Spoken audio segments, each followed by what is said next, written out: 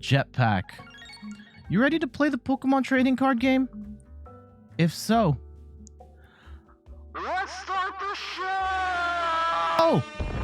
Hey everyone, I'm Jeff from InThirdPerson.com, personal look at video games, board games, and other nerdy pursuits, aka the hottest calves on Twitch. Shoutouts to everybody in the chat right now, Mr. Bartman, Player 2 Star, Wuzzy, and shoutouts to everybody that followed. Yeah, Crabcore, thank you for the follow just now. Thank you to everybody that followed the channel while I was off stream, including Vanilla Soy Boy, Lenny King CZ. Oh, the last salty deck squeezing in there. Thank you. Much appreciated on the follow there. Vanilla Soy Boy, Lenny King. Man, Contact 17. Also, thank you for the follow. Who else is in here? KPT, Hokey 200 Proof, Adoko Noko, and LL Wood. Y'all are awesome. Y'all are awesome. Much appreciated. Let's make it rain one time in celebration. Me and my Bison Bucks here. Mr. Bartman getting a dog in a week. Yeah, I think we can air horn to that too. Make it rain. Congratulations. My mom is getting a dog in less than a month. This is, yeah, she'll be, it's her, well, yeah, she's getting a dog, getting a German Shepherd. Very exciting times for her. Dogs are awesome. I will admit that, you know, let's continue. Okay, so let's pull up.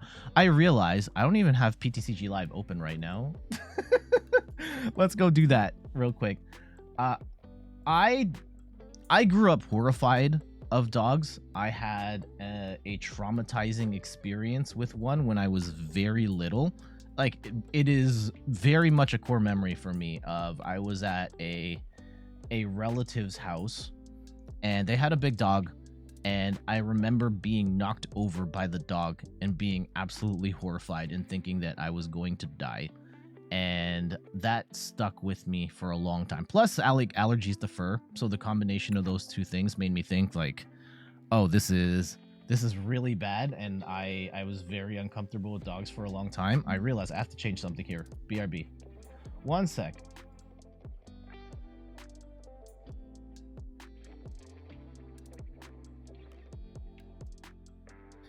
There we go. So yeah, I had a traumatizing experience with dogs at a very young age, and I became profoundly uncomfortable with dogs for a long time.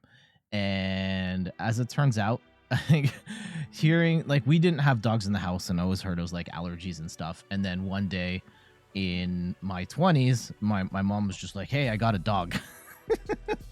And as it turns out, my parents had made some sort of agreement of like, when the kids move out, we'll get a dog. And my mom just got impatient and just got the dog. So I ended up living with a dog for a couple of years before moving out. And I mean, like, dogs, yeah, they're okay. It was a big dog. It was a German Shepherd, and we got along pretty well. Shout outs to Slider, amazing at catching the ball, by the way, and it was very nice to me. But I came to the realization, like, dogs are a lot of work. It is a ton of work to take care of a dog. We babysitted my sister-in-law's dog for a weekend once, and it was so much of a commitment. I mean, is it any more of a commitment than you know, my baby right now? It's probably similar. But yeah, the difference is, like, the human babies grow up and dogs are kind of like in this like toddler like phase for their entirety. It's a lot of work. I don't know if we'll ever be in a place where we can truly take care of a dog, but you know, we'll see. Anyway, we are playing Urshifu Inteleon. This is the deck I've been practicing all week. We'll talk about it in more detail, like, towards the end of the stream when we get our matches in. It's a very weird deck, and I thought I wasn't going to stream it at all because I was like, I don't know how this deck works. I think I have a general idea of how it works, and it has some good matchups against some meta decks, so we'll try it out today. And Beata says, hey there, just got this updated. How is this live version for you? I don't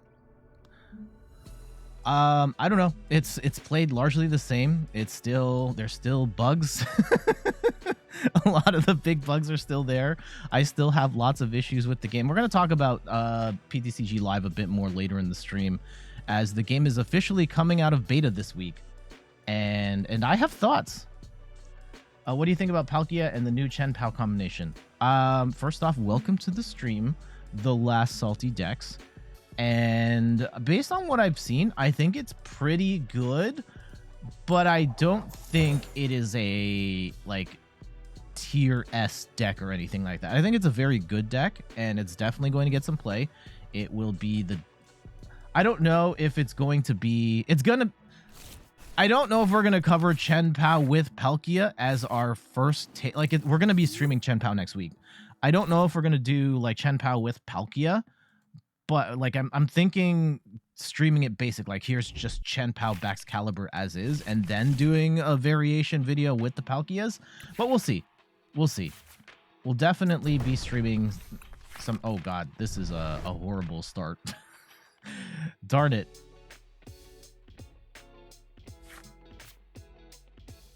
Cool. Is trading, sorry. You miss trading. I don't miss trading in PTC. I actually hated that so much. I did it. I did it for years. And like that was what I needed to do to keep up with the meta. But I hated the idea of having to spend like all that money on... Okay.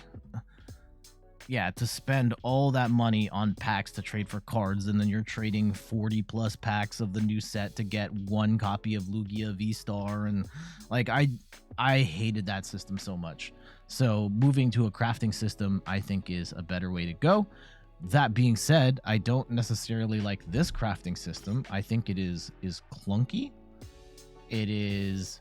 The economy is busted. It is pretty hard to just get the cards you want, because like you have to have 4 of a kind before you even get any credits for the extra cards, and then on top of that you just earn no credits playing. So if you're not buying code cards and buying the right code cards, then you're probably not... It's gonna be a tough road. So that's just kind of... it's a kind of a mess. Oh my goodness, we have bricked so bad in this starting hand. Okay, I'm going to get a Lumineon here to just refresh our hand. I don't like where this is at all. And let's get rid of all of this stuff. I do want to get an Octillery down, or a Remoraid down at least. And then, yeah, we're going to research our hand here. And you know what? We might actually... Do we attach the energy? I'll let it rip. Let's let it rip. See what happens. We do get... I don't know how helpful Inteleon is in this match. I don't think it is. Let's go Urshifu and Alakazam. And now I feel like I probably should have... gotten the... Can I get the pieces I need here? I can get Octillery and an Ultra Ball to get Urshifu. Okay.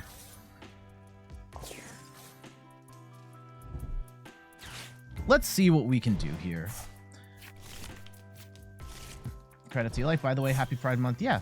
Happy Pride to those who would appreciate that. I mean... Everyone should appreciate it, by the way. Just saying.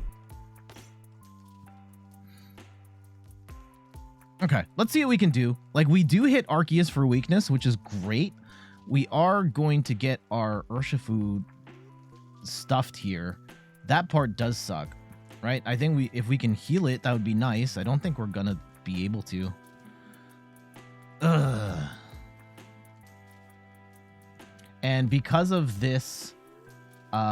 this V-Guard energy, we're not going to be able to do... We're going to be like 10 damage short on one-shotting this Arceus. Maybe there's a way around that. Let's see.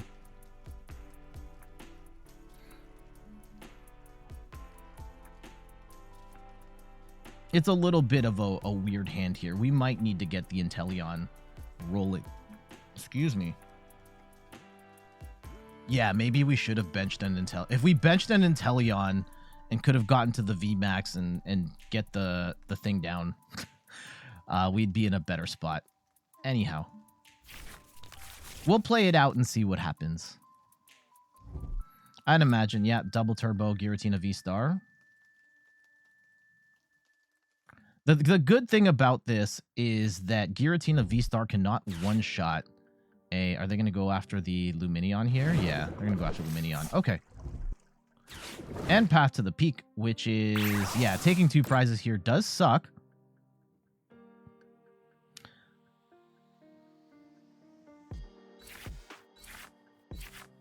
Okay. Ooh, we do have... There is a play we can make here. A potential, like, multiple turns down the road because of the fact that we can't one-shot. Okay, here's the play. We Medicham, we grab a Octillery and an item. We grab an Ultra Ball. Oh, wait, hold on. This is not gonna work. No. We're going to be 1 piece short.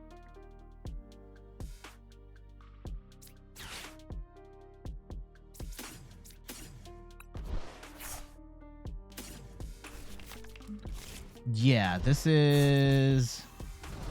Okay, so let's roll the dice here. On a Korrina's foot, we don't have it. Okay.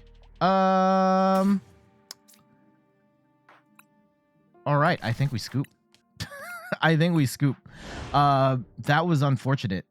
I think there's probably a way I could have sequenced that better, but I'll just take the L and move on. We needed 1 piece to get the Octillery out of the active. If I'd put the Urshifu in the active, we would have only done like 60 damage, and that's not good. Yeah. The Path to the Peak didn't even hurt us. I just didn't have... I was like 1 piece short of continuing that play. So, is what it is. What I was hoping to do was land a Gale Thrust for 300 on the Arceus, and then use the Medicham on the next turn to Yoga Loop it, and then take another turn. But I was 1 piece short. Yeah, is what it is. Oh my goodness. Drapion start. Another bad starting hand here. Holy cow.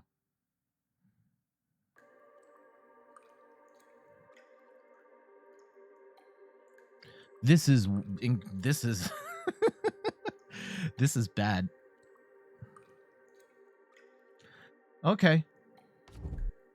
Let's see what we get. Maybe this is Mew. Maybe it's Mew. No, it's Lost Box. Okay. Thoughts on 5 Fusion builds run Deoxys? Oh, first off, welcome back, Lil Tone. 2, they run the Deox, another Arceus deck. Again, we should have a better shot here. Is this... What is this? Arceus, like, Ice Rider? Okay, we're going to want to bench Urshifu here, then, if this is where this is going. They are running... Grass. What the heck are we up against right now? Okay. They're running Deoxys for Lost Box because you can use the Deoxys to attack. It knocks out Comphase, Cramorant's, Sableye, and does not get one-shotted by Cramorant. Okay. Let's get Urshifu down. Hey, shout outs to, yeah, Mithril Beata. Thank you so much for the follow. Truly appreciate that. Let's go and grab 4 Seal Stone. Let's go put some Rapid Strike energy onto the Urshifu. And let's get down we need to get a Remoraid down. We only have 1. That's a little problematic. Okay, we do get an Inteleon. Now, I don't know... Let's get another Urshifu down. And let's get the... Let's get the Alakazam down. And I will wait. And we're going to pray. Do I think that they're going to knock me out?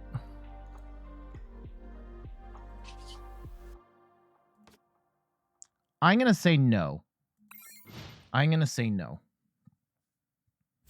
We are betting here. They might hit the Drapion, but I don't think they're going to knock out the Drapion. If they knock out the Drapion, we're going to have a bad time.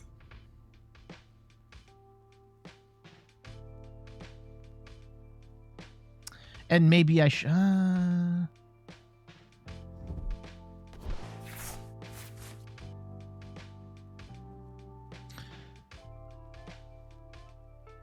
I think we bench the Medicham, and we maybe... Yeah, we need a couple of pieces. Oh, God. Okay, so they're going to knock out the Drapion. Awesome.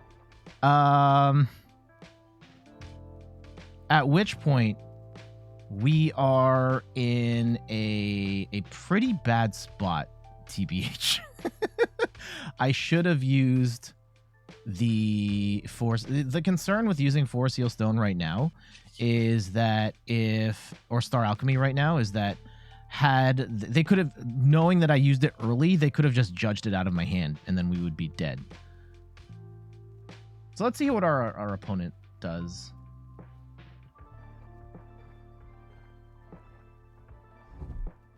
Okay, they're going to judge us anyway. So there's still a chance we can pull something off here. We do get a Clara. Superior. Okay.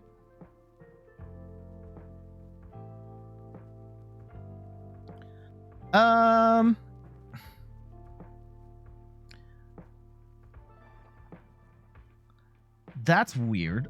Now, I have seen some lists in Japan that have started running this combo. I still don't know why. Like, I still think Superior's bad, but let's see what they've got. Let's see what they've got. Hopefully they play, like, Escape Rope here or something. Also, they are playing this very slow. Mr. Bartman says, what decks do you think will be added to live for Paldea Evolved? I am guessing that the Battle Pass decks, they're not going to add any basic decks, but I do think they will add Chen Pao and Ting Lu. Oh, Escape Rope. Okay. Yeah, I would much rather that. Yeah, go take the Alakazam. Losing the Alakazam is annoying, but at least we can play the game. And, you know, there's an argument to be made that maybe we should have let an Urshifu get hit.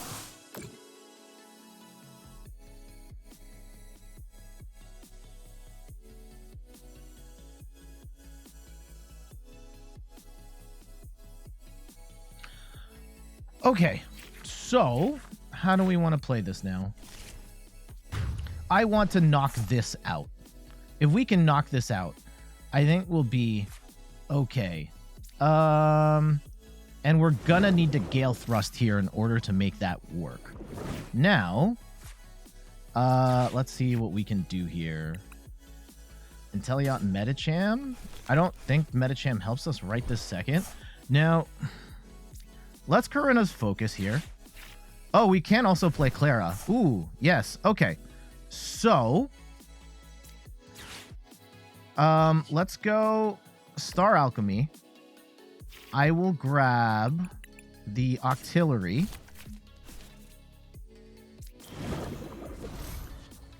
And with that, we're going to go and grab Urshifu VMAX. And we've got our Stadium out. We will just Gale Thrust this Arceus and just get it out of the game. So let's go and retreat. And I will put energy on the other Urshifu. And let's go and smash this Arceus for 300.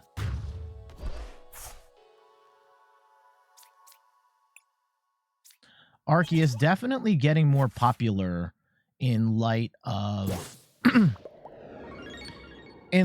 meta shifting. Like Arceus decks are still very good. Arceus and Umbreon. We've been playing that deck on stream. We played that deck on stream last week, and it's awesome. Okay, so this is gonna do 190. It's a little bit weird, TBH. We can get the Alakazam back with the Clara if we really need to. I don't think we do. There is another potential if we Gmax Rapid Flow onto this Greninja and then later we use the Medicham to Yoga Loop it, we could put ourselves in a very cool spot. And JF Raptor, welcome back. I saw you were streaming a little bit last night. Were you able to finish Hogwarts?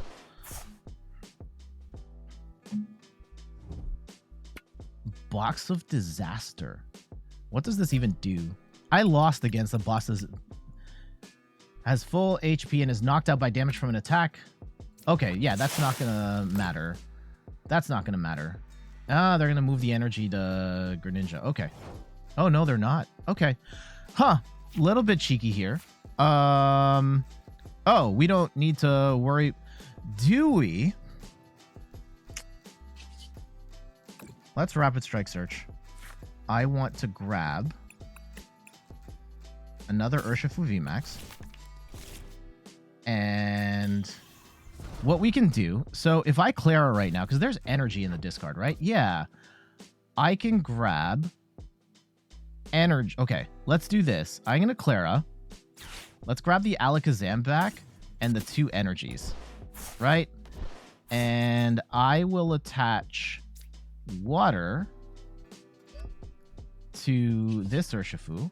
190. We'll retreat into this Urshifu, and I am going to Gmax Rapid Flow to the Superior, and we have the full intention of just Yoga Looping this Urshifu.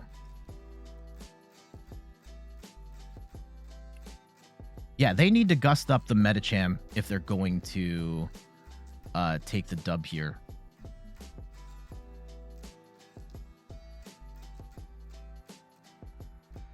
Little bit of a risky play. We could also just move energy or move damage from the Superior and just knock out the Greninja that way, but I want the free turn. Okay, they're going to gust up. Oh, they're not going to be able to knock out the Medicham unless they get a choice belt. This will knock out the Urshifu. That actually does kind of suck. They will take 3 prizes there. 4, 3, 2.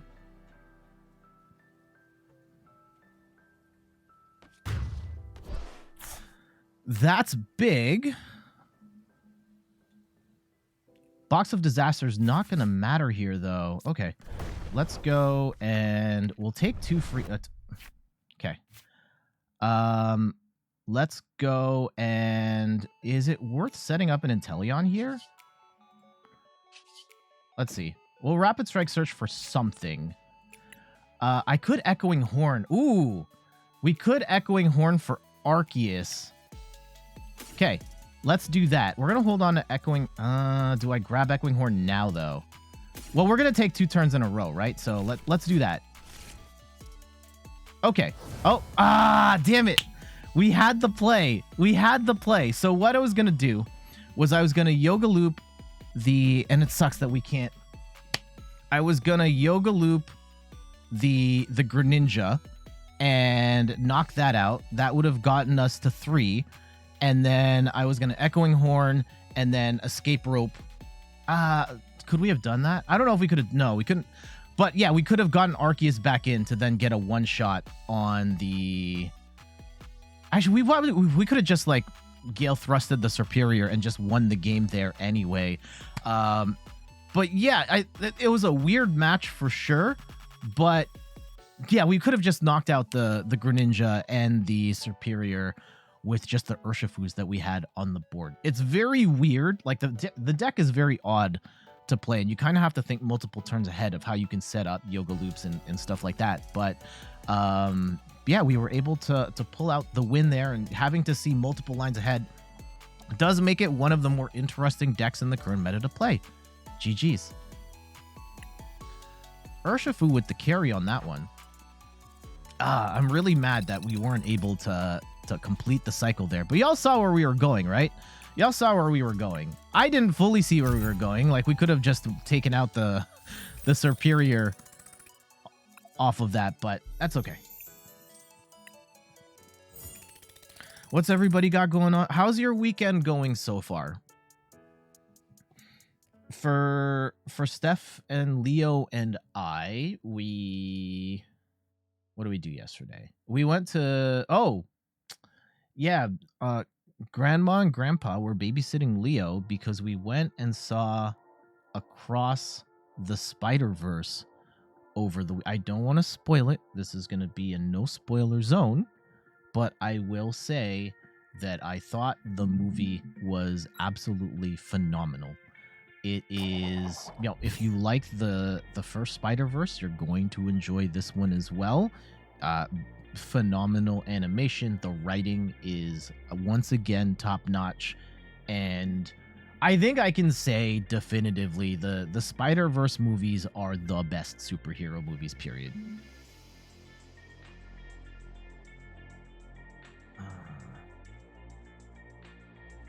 Oh, you weren't able to beat the final boss? Damn. You're going to get it. You're going to get it. I don't know. Maybe you have to level up. Maybe you have to just figure it out. But, like, you've gone so far, right? You've come so far. Ooh, this is not a good starting hand. We have been absolutely cursed with these awful starting hands.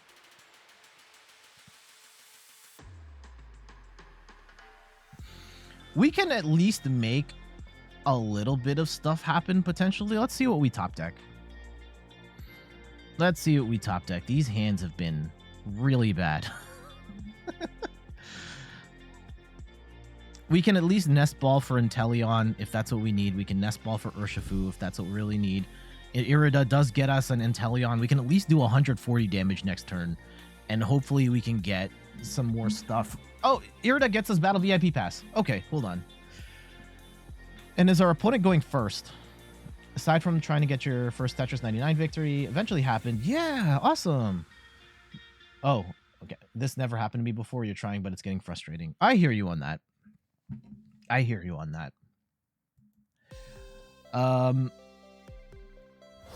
Oh, we just get the win. GG's. Yeah, sometimes I think it is okay. I don't think people say this enough. Oh, it's Lost Box. Weird. Okay. I wanted that match really bad, too. Even if we had a horrible hand. I'll take the win, though. Now we'll just stop here for a quick sec. Just talk about games and completing stuff and getting stuck on things. And I just want to say, it's okay to walk away from a game for whatever reason. Maybe the last boss is too hard. Maybe you just got bored. Maybe you want to play something else. It is totally okay to stop playing a game at any time. You don't have to feel ashamed for not having completed it. Your time is valuable, and this is something that for most of us, we are playing games for fun. And if it's not fun anymore, go find something else to do that's fun. So just want to throw that out there. You're playing mouse and keyboard and some controller rage quit. You get the keyboard mouse. There is no shortage of videos of people grabbing their keyboards and smashing their screens. And I've smashed this mouse on this desk many times, and the buttons have gotten jammed up from me jamming from me slamming. Yeah, the buttons getting jammed from me slamming it on the desk, which you shouldn't do. You shouldn't do to your equipment. It's expensive. All right, we get first turn, which is great. We haven't really gotten matches. The Urshifu one was okay. The Urshifu Superior one was okay. Ooh, okay. We do get an Inteleon, and we'll just leave it at that for now. We have, like, the bare minimum amount of stuff. Ooh, they started the Kyogre. They started the Kyogre. That is a brutal start for them. They are probably praying that they can get Kyogre out of the active, which they probably can. They probably can. Yeah. Here it comes. Do you feel like you've just wasted 75 hours? No, you had fun in the 75 up to this point, and, you know, maybe it doesn't end the way...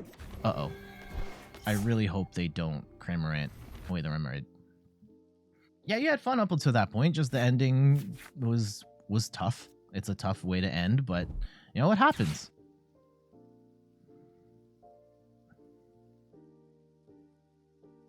So, do we Irida for the guaranteed?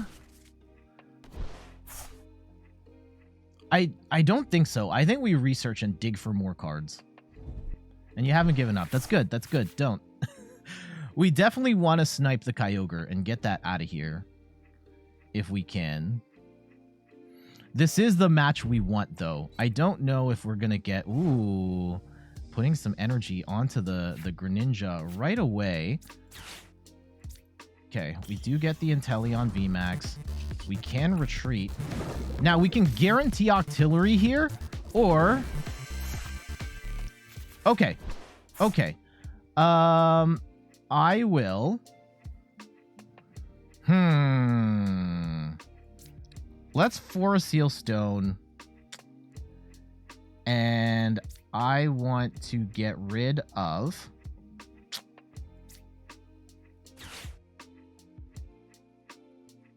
I'm going to get rid of an Inteleon and a... Ooh, I don't want to get rid of Tower of Waters. I don't want to get rid of Basic Energy, actually, even. But if I get rid of the Ultra Ball... Okay. Let's get rid of the Tower of Waters. And we'll grab the Octillery here.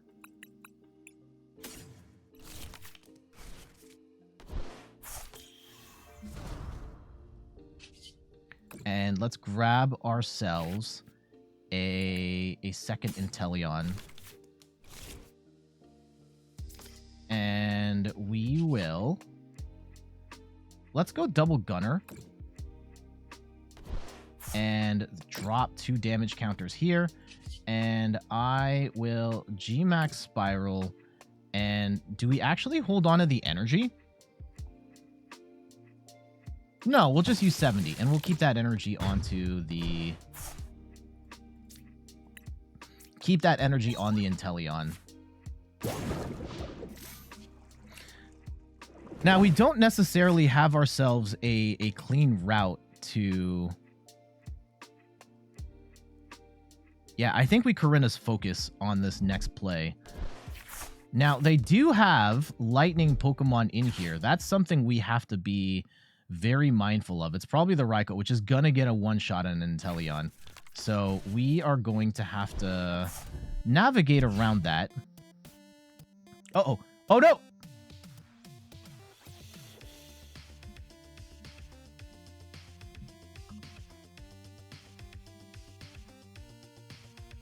I accidentally closed the game. I accidentally closed the game. Damn it! I hit the wrong button. I hit the wrong... Oh, that was really stupid. That was really stupid on my part. Why did I close the X button? What was I trying to click?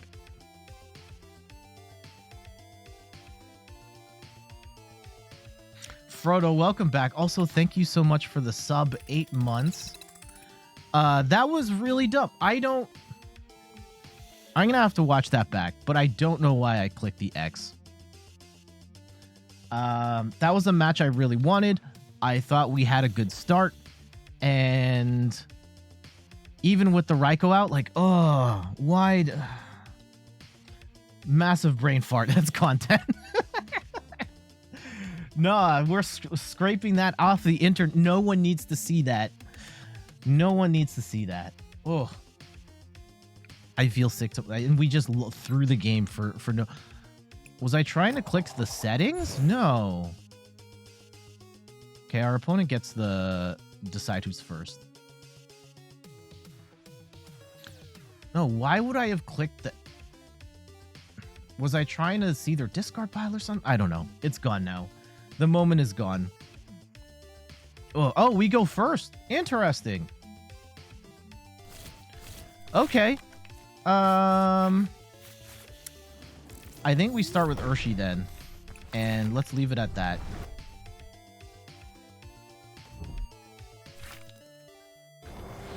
Lost Box. Okay.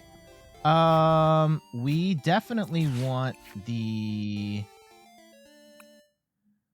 Inteleon then. We want the Inteleon.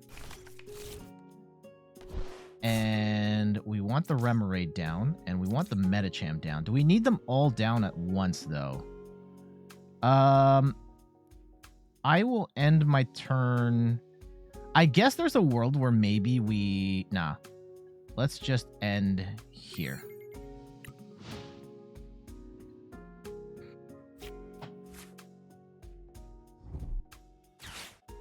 But this is the match we want, though. This is the match we want. I don't think we have the ideal setup. We definitely don't have the ideal setup, and they do have the Manaphy down, which is actually okay if we can get enough energy. If we can get enough damage through the double gunner ability, we can take out this Manaphy and set ourselves up for a double KO later in the game.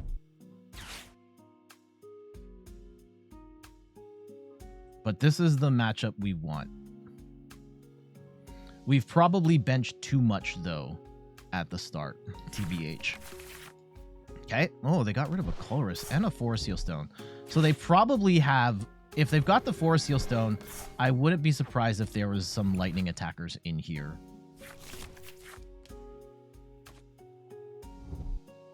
Okay, they're going to get crammed down.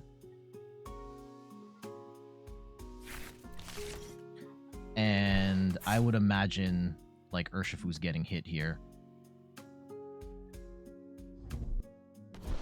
It would be nice if we can get at least one double gunner in on the next turn. That would be the dream. Okay. Yeah, they're just going to hit Urshifu for 110. And that's fine in the grand scheme of things. If we can evolve it to Urshifu...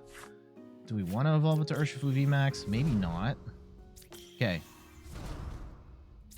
Let's go and attach energy to Inteleon. Let's go and retreat into Inteleon. And let's Korrina's focus and grab ourselves some more cards. Assuming... Oh, and guess who was prized? Korrina's focus. That is awesome. That's no good. That's not good at all. Okay. Then what do we want to do here instead? I guess we just get another Inteleon down? That sucks. Hopefully, Korrina's focus is going to be in number 5. Okay, well, Forest Seal Stone is okay, but we don't get... Yeah, we need to get an Alakazam down. We need to get... Like, we're not out of this yet, but it's looking kind of weird, TBH.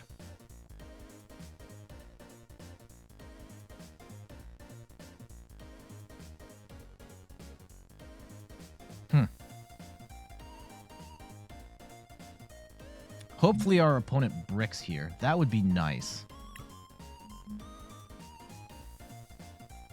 Okay, they're taking their sweet time to do their comfy stuff. Are they just... Okay, there they go.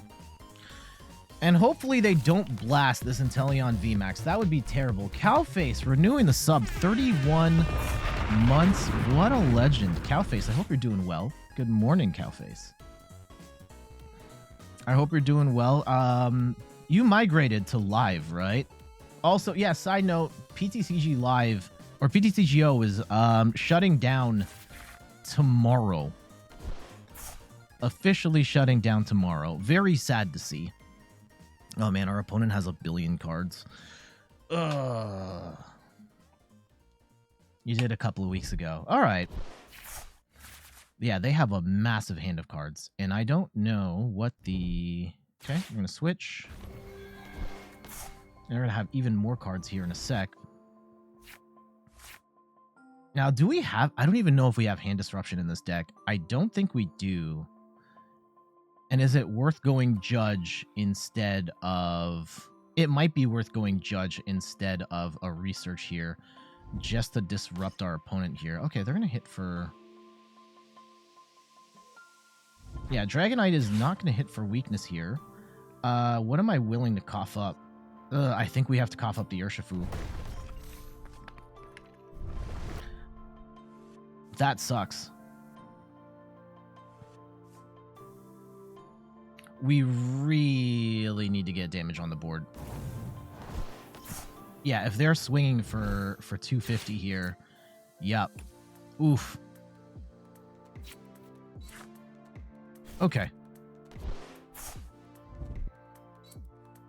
Ruh-roh. Okay, so how do we get around this? This is the match we... Oh, no. Escape Rope and... This is profoundly annoying. Yeah, they're hitting for 250. Inteleon's only doing 140 damage here. Ooh, they do 20 damage to themselves. This is actually very interesting. Very interesting. Because they might be setting themselves up for... We need water. Let's go move some of this damage to the Manaphy. They've actually put all the damage on the board that we need, assuming we can get... Ooh, do we just get water energy and then we get the Yoga Loop in? Maybe we do.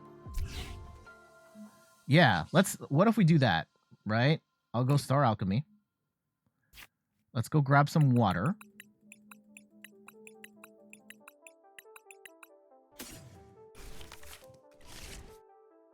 And let's go double Gunner. And we go 1, 2. And we grab a tower. Now, the big thing here, we only have one more Tower of Waters left. Let's retreat. And we go in, and we Yoga Loop, and we take out the Manaphy.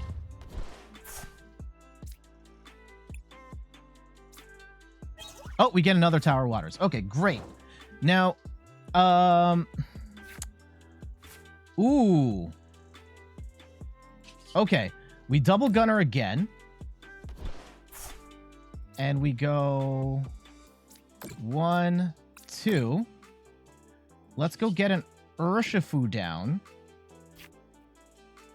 We can't get an Urshifu down. Okay, that sucks. That sucks. How about we just go, like, all in on the Inteleons? Oh, we can go Inteleon VMAX here. Sure. Oh, wait. I needed... Oh, hold on. What if I do this? And we move the energy, or move the damage. Just the one. I shouldn't have grabbed the tower. I should have grabbed the Rapid Strike energy.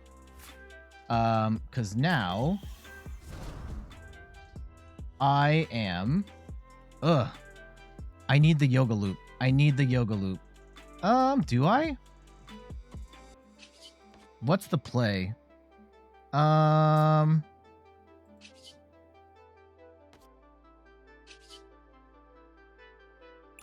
Shoot. What if... we just wait? Damn it. That was not the turn. I should have grabbed Rapid Strike energy, then I could have done 140 damage to the Dragonite.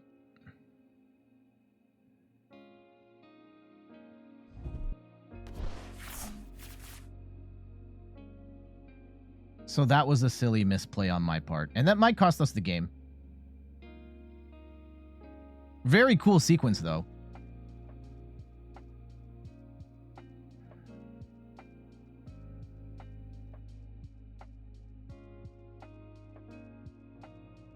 We still don't have Korrina's focus.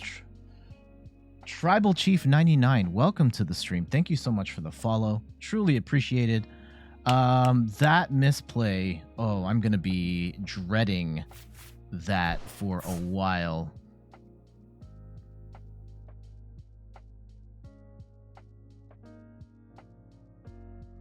Hopefully we can get some more energy back. Ooh, Cramorant. We're going to Escape Rope into a... What would they... Let's go into the Alakazam.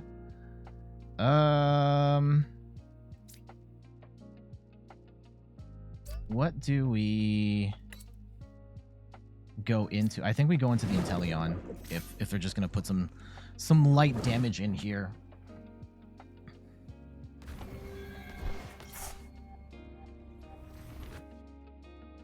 And use that as to absorb. Okay.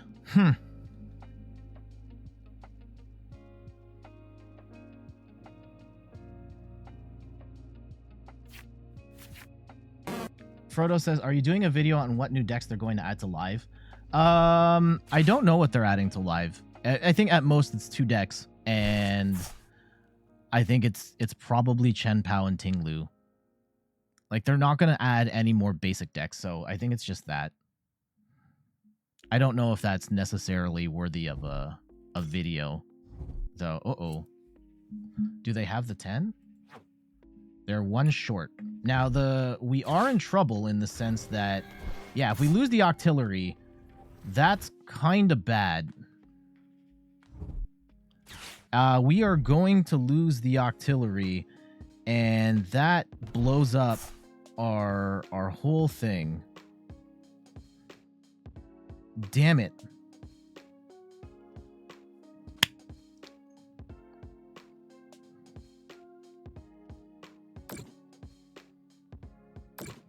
I've screwed this up so bad.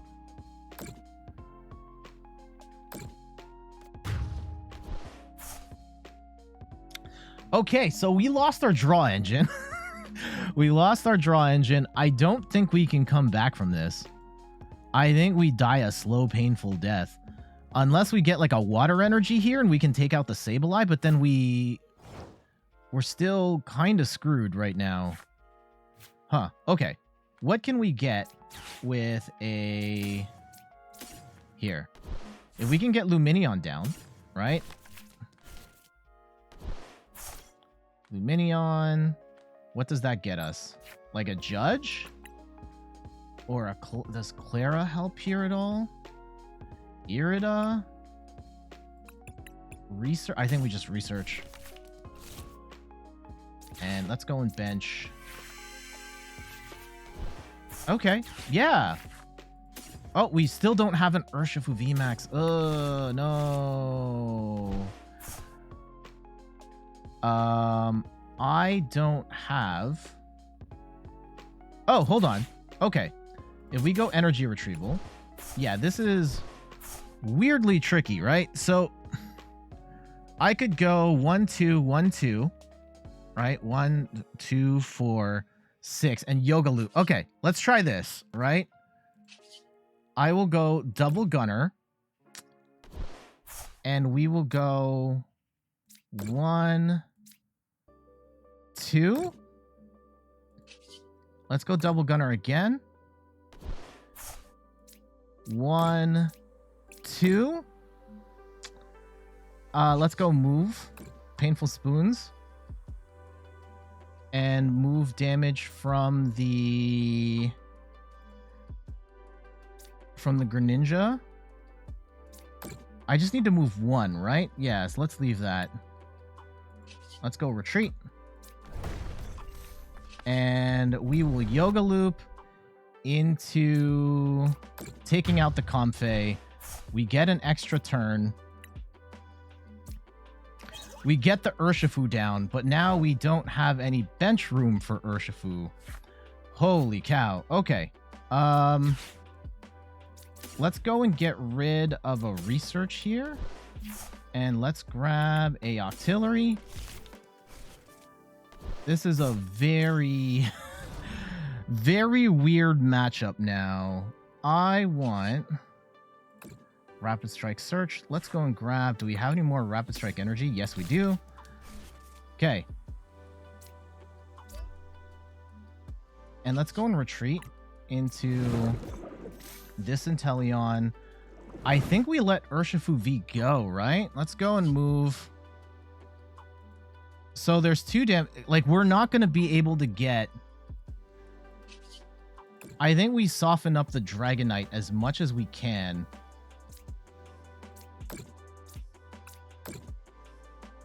Let's go research away our hand. And let's go... Ooh. Yeah, let's go take out the Sableye. So we go 140. Yes, I would like to do more damage.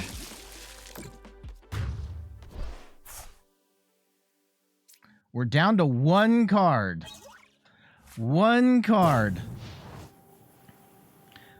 At this point, we just have to escape rope for game. Now, they also have... Oh, shoot. Do they have the Kyogre play, like, ready to go? If they do, you know, GG's to them. But I think we've made this very interesting regardless. Taking multiple turns, taking multiple prizes on those multiple turns. But we are escape rope away from winning this game.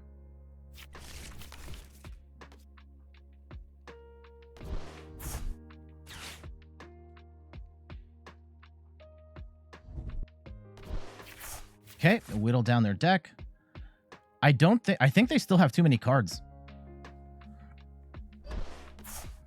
Oh, okay, maybe they don't. Do they have it? Okay. Are they gonna get the... If they get the Kyogre play, GG's to them.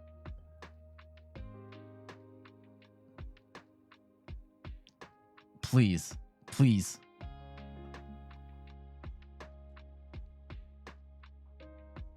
Yeah, Kyogre would blow up if they optimize it. It would take out the Medicham. It would take out the Octillery. It would take out the Lumineon. It would take out the Alakazam. Here comes the Energy Recycler. They might have it. They might have it.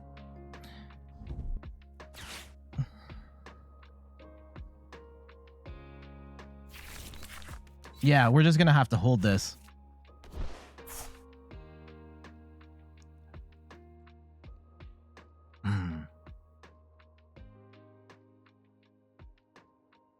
Or are they a piece? Like, I feel like if they had it, okay, nope, they're gonna have to recycle her again. Now, I think they've got too many cards in there. Like, at this point, there isn't necessarily a guarantee. Yeah, they can't guarantee the Kyogre.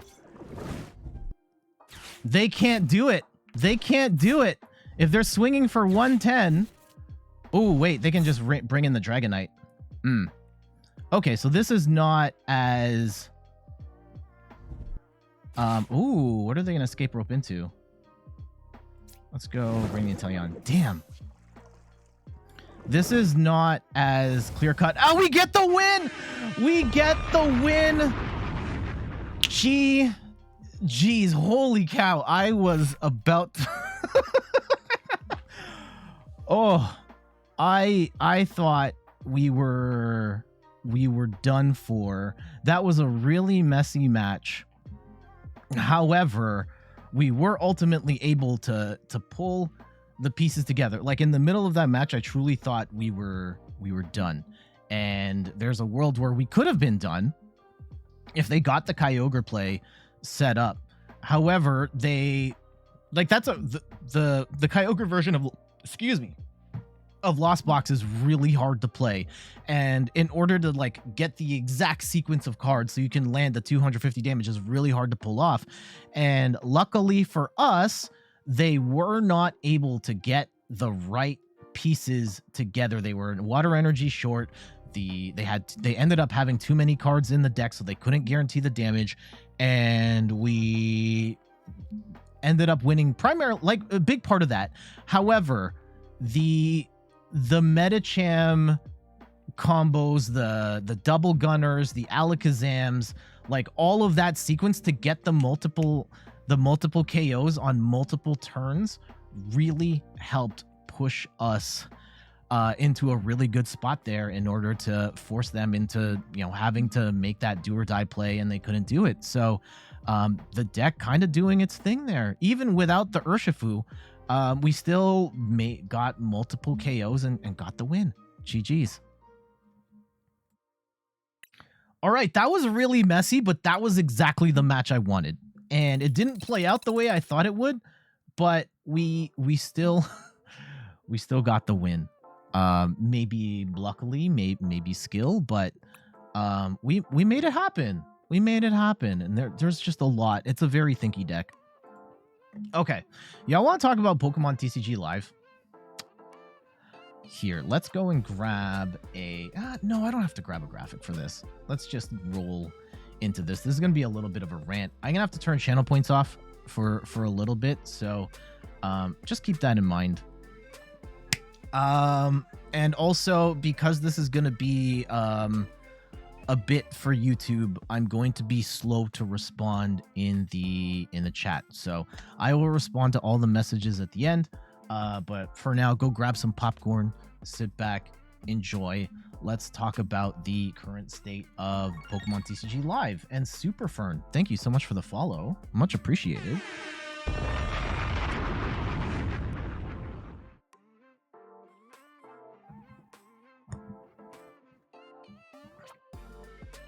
Okay. It's shutting down at like noon Eastern time. This video will be up at 11. Yeah, okay. By the time you watch this video, PTCGO is probably no more. It is shutting down, and Pokemon TCG Live will be rolling out of beta. Finally, after over a year, we're finally getting the complete experience that we had hoped PTCG Live was going to be. Or are we? I'm Jet from inthirdperson.com. Make sure to like the video, subscribe to the channel, and let's talk about what we are and aren't getting in the full launch of Pokemon Trading Card Game Live. And this is going to be launching to coincide with Paldea Evolved. I believe the exact date is, oh man, Windows doesn't like, it's Thursday. What day is the day? Today's the, no, what? It's happening this week at the time that you're watching this video. And it's coinciding with the launch of Paldea Evolved. And, you know, there's been a lot of discussion about the state of PTCG Live. And while it is, there are certain things that it does well, I think we can all agree that there are things that could be improved. The lack of true expanded is a problem. The user interface is very clunky, and having to drag damage counters. The deck builder is not very good, and so on and so on, right? That being said, there was always that discussion about like, oh, the game's in beta. Once it's out of beta, we're going to get the full experience. We have to give them the chance to show us that it's going to be like a more complete thing. At the very least, there was that hope, right? That even though this beta has been an absolute train wreck and it is a mess of a game, that by the time it comes out of beta, it will be a better thing. And, well, about that, so we've got a tweet from Trust Your Pilot, who pulls these notes directly from the Pokemon TCG Live message boards. And he pretty much says, yeah, confirmed. The full launch of Pokemon TCG Live next week features 0 new features. It is basically a handful of bug fixes, and that's it. So, like, yeah, what are we getting? We're getting Paldea Evolved, which is to be expected. We're getting an updated certain menus and flows during the migration process. Okay, so they're just changing, you know, the experience of moving your cards over. Fine. Added a warning prompt for actions that will cause the player's only Pokemon to be removed from play. So, like, if you play Scoop Up Net, then and it would cost you to lose the game, there's a prompt. They actually took this out. This is not happening anymore. So you will not get warned when you do that. Updated some gameplay visual effects. Okay, the visual effects are not the highest priority, though. Sure, fix those. Added error messaging in the deck editor when mixing alternate art versions of a Pokemon V Union in a deck. The only one right now is Morpeko, so you can't mix them together, and now there's a warning for that. Sure. Added visual feedback when a Pokemon's ability prevents taking a prize card for a knockout. That's nice. That's nice. Added animations for certain card movements during match. I actually think there might be too much animation in the game. Like when you look at a discard pile, do you really need to see the cards all shuffle or like all move up, and then when you close the menu, you just have them all piled out? I don't necessarily think the lack of animation is a problem for the game, TBH, but okay, go off, Pokemon. Updated UI elements in the tutorial regarding relevant information, sure, and improved code redemption errors for invalid codes. Yeah, that's something that definitely should be fixed. But no new features if you're looking for a full version of Expanded, and like that hurts so many players who like playing Expanded, and right now the cards only go up to Sun and Moon, so a lot of those older cards don't work. We're not going to see that as part of the full launch. There are also like, yeah, the deck builder is still an issue. There's still a bunch of big gameplay bugs that even aren't being fixed, right? So the Gardevoir Psychic Embrace bug, there are multiples of these. There was a one where if your opponent leaves while you're doing Psychic Embrace, the game crashes, and that sucks. But in the latest update, you can't actually attach energy with Gardevoir to Pokemon that you recovered with Miriam, and that's not being fixed. So here we are, Gardevoir being one of the most popular decks in the game, and we still can't play it even after the full launch of the game because that bug is not being addressed. And the metal Pokemon sound, which is like an absolute nightmare for me as a streamer. Even if you turn the sound off, it's gonna play that clanging metal sound at max volume. Still not fixed. And yeah, this is, while I'm not necessarily surprised, I am very disappointed. I have been very upfront in my thoughts about the Pokemon trading card game live. Yes, you do get free decks, and that's good, and for a lot of people that's enough. I understand that PTCGO was a nightmare to get cards with the whole trading system being what it is, and the credit system and the free decks are great. However, pretty much everything else about the experience is worse. The game goes slower, the animations are clunky, moving cards around and placing damage counters is worse, the deck builder is worse. There are just, Expanded doesn't exist in this format.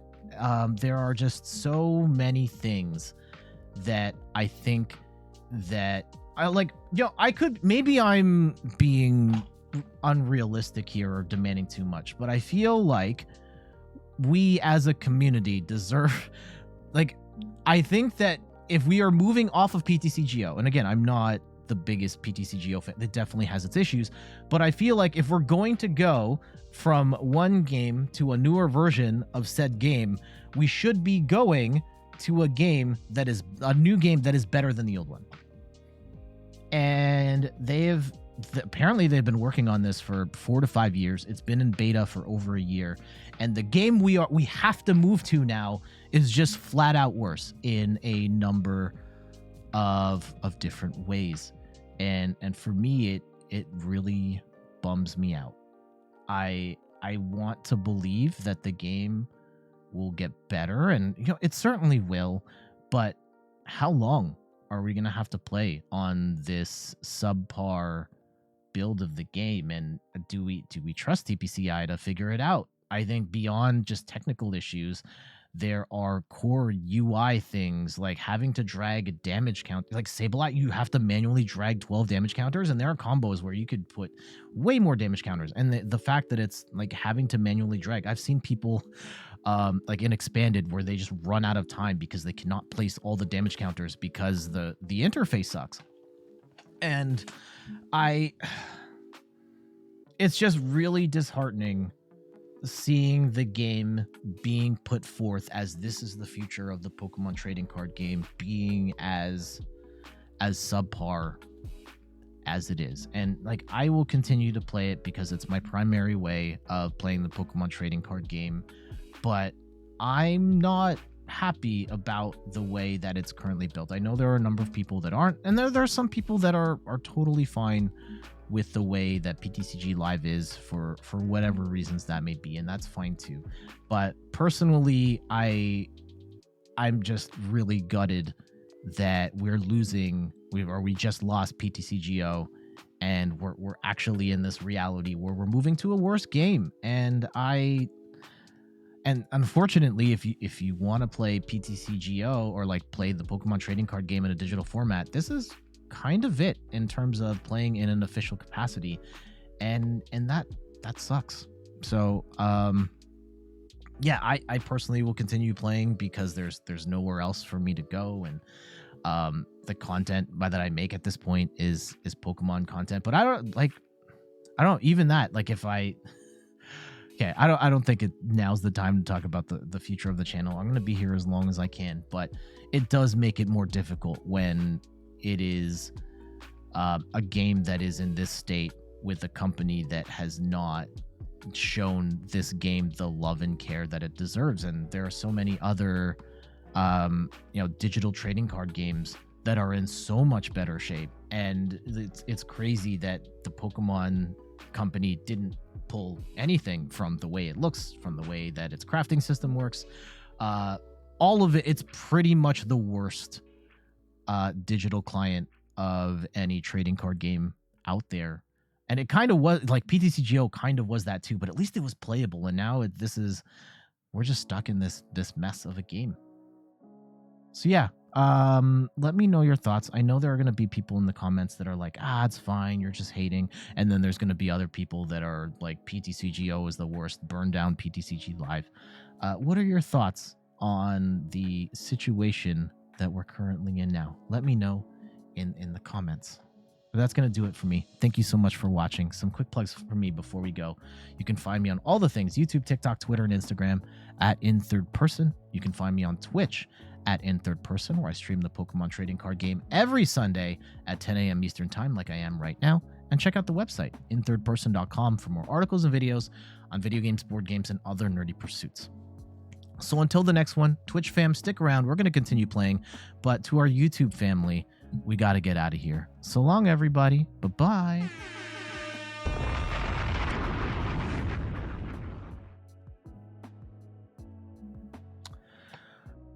Lil Tone says, I'm surprised they haven't released a Lugia V-Star League Battle Deck.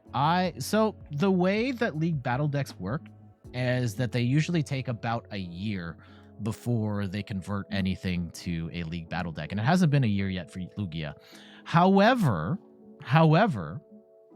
I actually made a video on this very subject, and we know that they normally put out 3 League Battle Decks a year, and they've only put out 1 so far, and it's Palkia.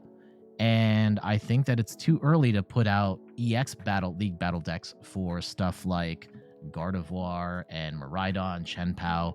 So I said in the video, spoilers, you should watch the video.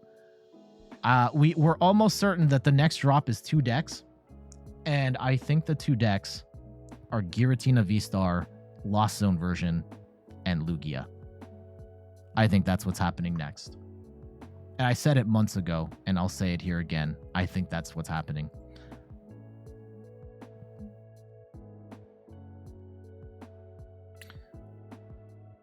Maybe Lugia V-Star Archeops Single Strike. I don't think it's going to be Lugia Archeops Single Strike. I think it's Lugia Archeops, but you're not going to get any of the Single Strike stuff. At least, you're not going to get the Tyranitar, you're not going to get the Urshifu, you're not going to get the Duraludon. I think they give, like, the way they're built, they only give you 6 holo cards, and I think they just give you 3/3 Lugia. They could go 2/2 Lugia and give you like a 1/1 Duraludon or a 1/1 Urshifu. I don't think they do that. I think they simplify it and they just give you 3/3 Lugia, and then they'll probably give you some single strike attackers like the Veltal and the Stonjourner, but I don't think they give players the other stuff. Let's go see what we have here. This is not ideal of a starting hand, and it looks like we're up against another Lost Box deck, which is, it's the matchup we want, but ooh, okay, yeah, let's our turn. Okay, this is good. Let's go Remoraid. Let's get Inteleon down.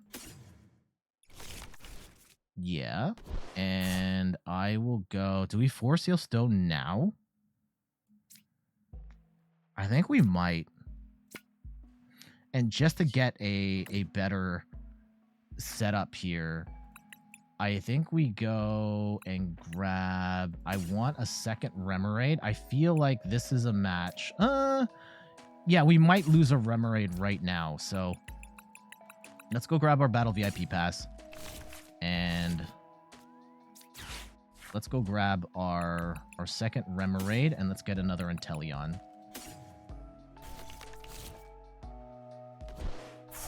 And we wait.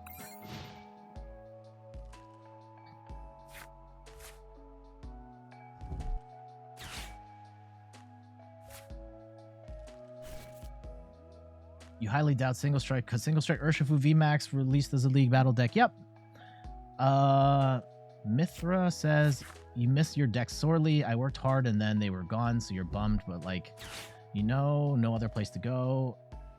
And this pink cards, fairy to purple was stupid. Yeah, I'm guessing you're an expanded player then primarily. Like that stuff is supposed to come back. I think it is a disaster that it hasn't.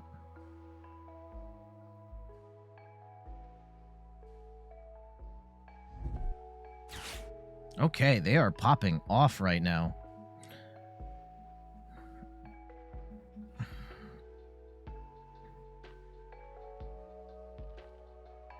Now, it does suck that we don't have... like, I feel like they're going to escape roleplay. Ooh, Lost Zone Giratina. Interesting. This is... I don't think this is a good match for us. No. The fact that Giratina can one-shot anything we have it's bad. And they have gotten... yeah, they're going to hit the Colress. They're going to get 4 in the Lost Zone right now. And that sucks. Do I cough up a Remoraid now? I'm horrified of... the thing is, I'm horrified of Sableye. I think we have to cough up a Remoraid. Okay, we're going to go into Cram.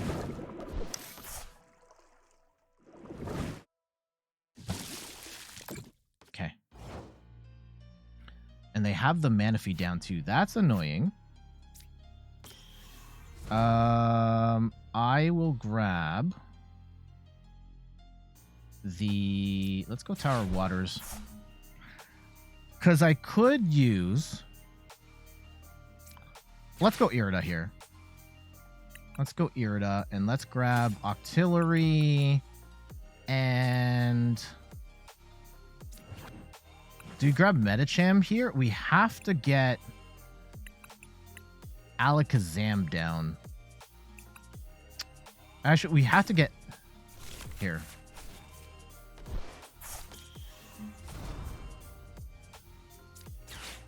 Let's go and grab Alakazam. And hopefully we can get a Medicham play going at some point here. Let's go grab some Rapid Strike energy.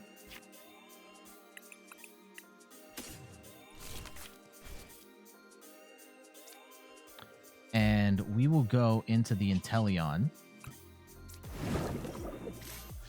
And they've got how much in the Lost Zone? 4 in the Lost Zone? Are they going to hit 6 in the Lost Zone right now? I don't think they will. Unfortunately, we are behind the curve here. We need to get a Yoga Loop going. And the 2 Inteleons are nice, but we really, really, really...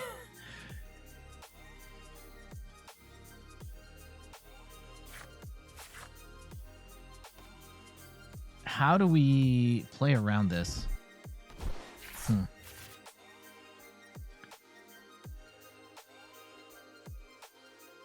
The community does... what do you mean by the community doesn't strike hard enough?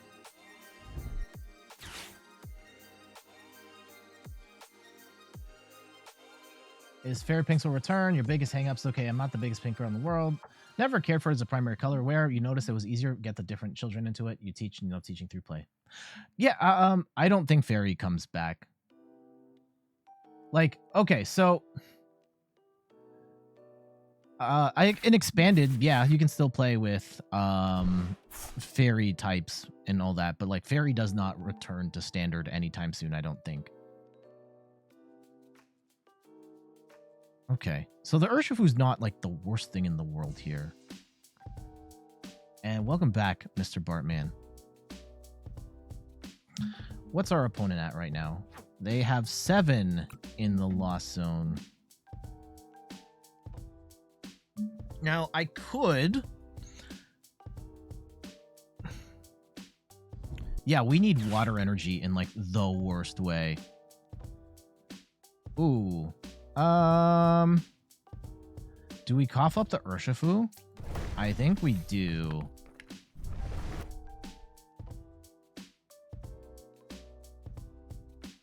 And if we lose the Urshifu, we can get the Medicham down. But, like, we don't have any water energy here. That's the big problem. You VRB gotta grab food? Okay, no worries.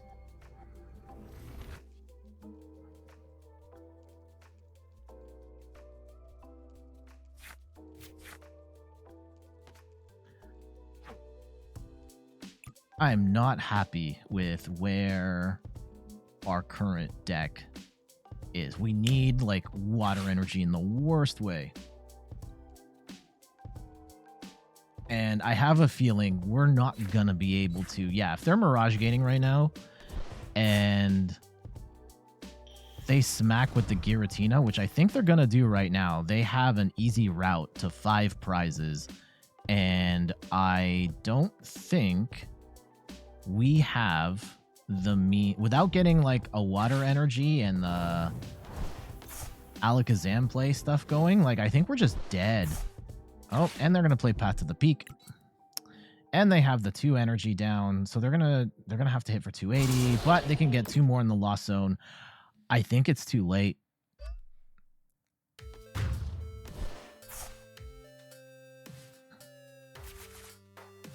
Yeah, they're gonna take 5 prizes before we can do anything here, right?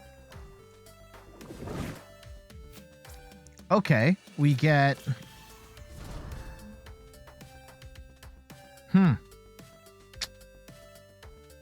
Okay, so if we go like this, right? If I go and...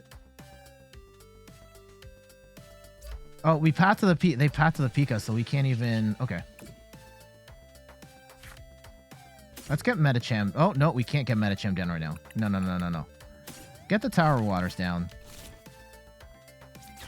The problem is, right, if they double gunner, and we're going to drop 1, 2, and let's go move that. Move that damage to the Manaphy. And we have no quick way of... Okay, let's go grab a Lumineon and like some energy retrieval. What's the play here? What's the play? Yeah, let's go grab energy retrieval and then we can... Ooh. Okay, what if we did... Did we burn 2 already? No. Okay, what if we do this, right? One of these, we double gunner, and we go 1 and 2, right? And then we get rid of Echoing Horn and Rope. And we get the Medicham down. Did we already use... Oh, damn it. We already used the thing. So, no, this isn't going to work.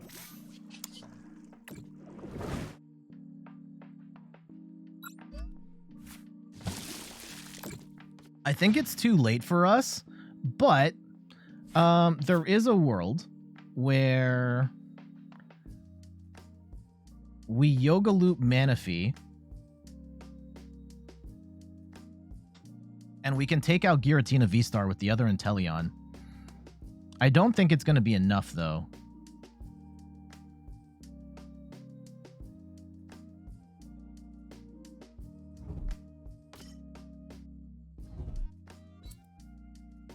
Let's see how they play it.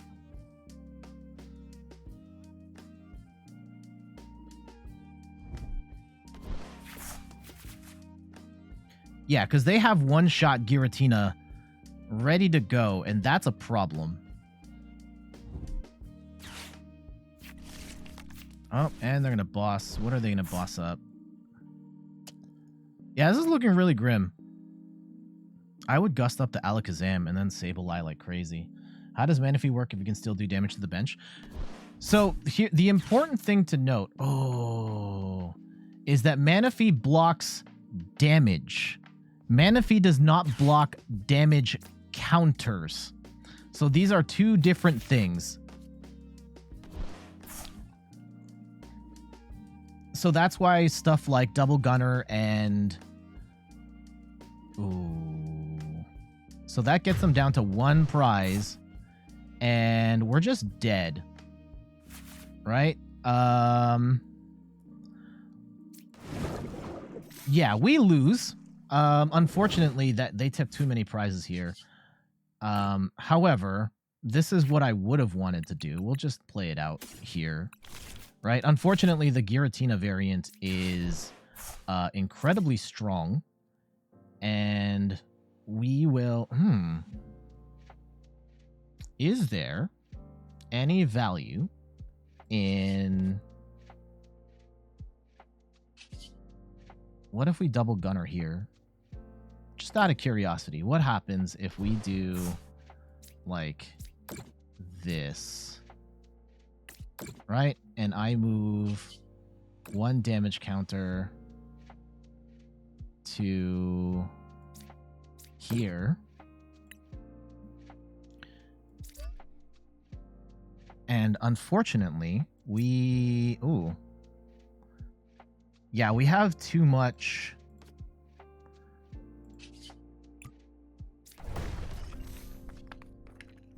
Okay. And we Yoga Loop for 2.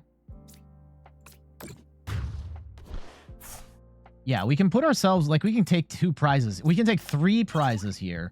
But the Sableye is then just going to... Oh, hold on. Hold on. Hold on. What if...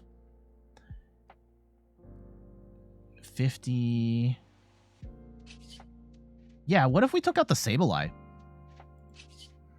What if we took out the Sableye? Right? Can we take out the Sableye? 1, 2...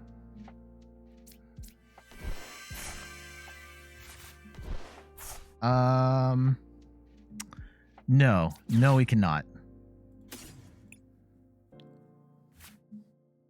At best, we can take out the... We can take this out and get it down to 2, but then Sableye can just take everything else out. So I think we just lose. GG's. Damn. Unfortunately, this deck does struggle against the Giratina version of the deck being able to do ridiculous damage while also getting an instant one-shot on any of our 3 prize Pokemon makes it really tough. So, yes, really good against some Lost Box variants, but it does kind of fold a bit against the Giratina version. There is a world where you can beat this Giratina variation. Unfortunately, they got set up pretty well, had the Sableye in there as well. We could have gotten rid of the Manaphy, and maybe we would have gotten Urshifu and all that stuff, but we were a little too behind to... Yeah, maybe there's a world where we could have gotten G-Max Rapid Flow and been able to take out the Giratina and the Sableye, but wasn't meant to be this time. GG's. Ugh. What's the point then? Well, most things don't drop damage counters. They do damage. So that's why, like, G-Max Rapid Flow would not work on the bench if Manaphy is down, but it won't block damage counters, so it won't block Sableye. Yeah, Manaphy's still an incredibly powerful card, but they give... Yeah, they specifically... The game is specifically designed with 2 ways of doing damage so that you're not just building some crazy brick wall that just stops everything. defensive stuff would be like too OP. Oh no. Oh no. So this isn't an inherent. Okay, let's see what we. This is. Oh.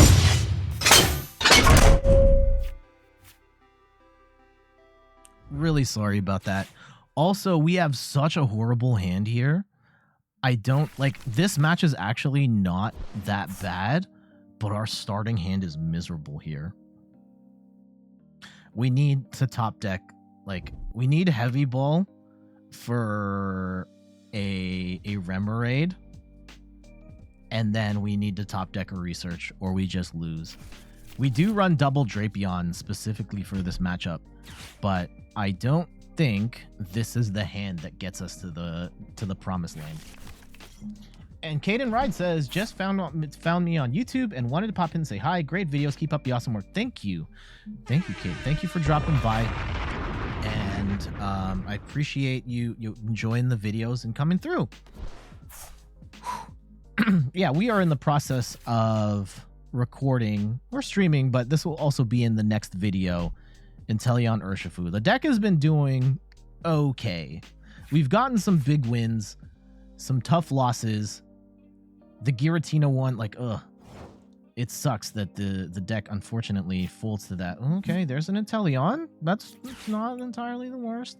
We do get a Remoraid down. And do I want to play this out, though? That's the $1 million question. I'm going to say no. I am going to say no in the interest of time. Because I think we need... Oh, channel points. Yeah. Sorry about that. Let me turn those back on. I don't think we had enough. Like, we would have to pray that we top deck research and get the things, and I was not willing to do that right now.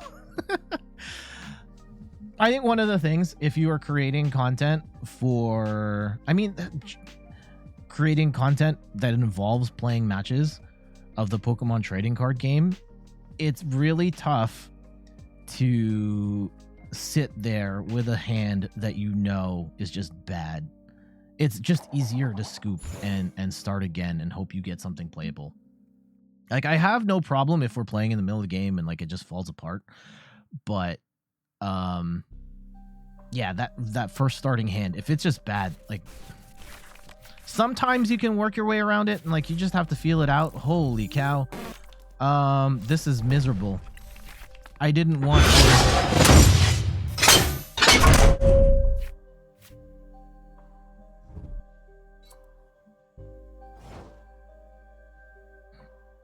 Okay. I guess we'll attach the energy to the Urshifu, but it really sucks that we have to research away our hand just to even like get in the game.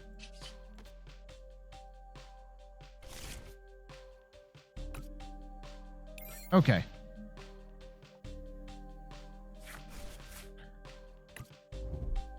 It might be worth playing Clara right now. Let's see what the Irida gets them.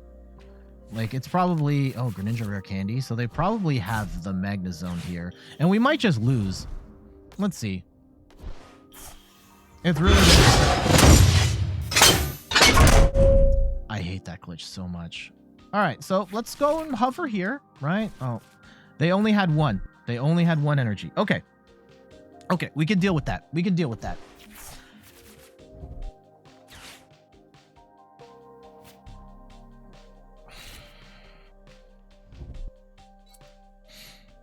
So this is going to hurt. 160. Like, we're still technically in the game. They are going to knock out Urshifu next turn. And that is awful. Now, what we can do... Like, we could Clara. I could research. I think we research. And that gets us... Does give us Urshifu VMAX. It does get us Octillery.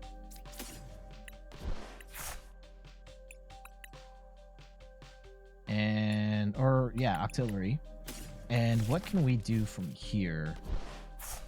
Right? So if I go... Ooh, what if we did... Okay, let's go and retreat. what if we retreat and let's go get down a second Urshifu here.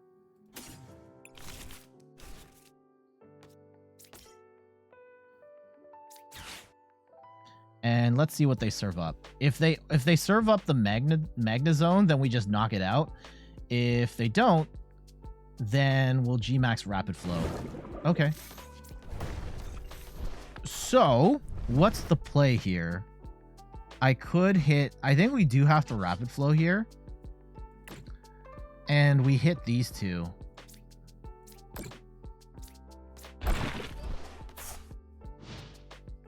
But if they're taking 2 turns next turn, then it doesn't matter and we just lose.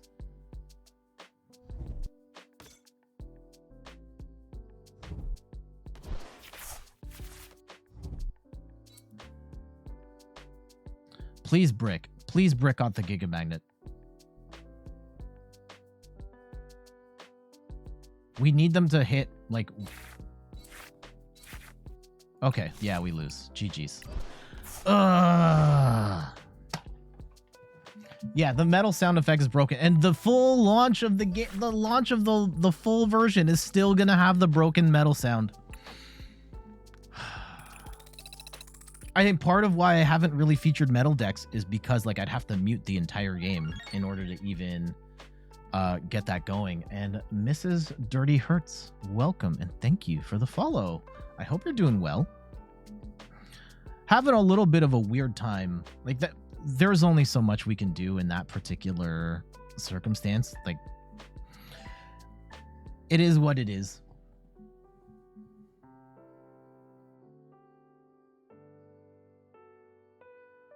I will say, like, this is a weird deck. It's not my favorite deck to play.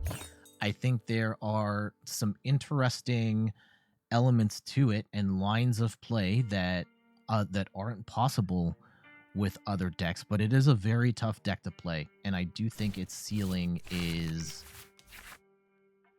not the highest, but it also has like really good, it gives you tools against some of the most popular decks.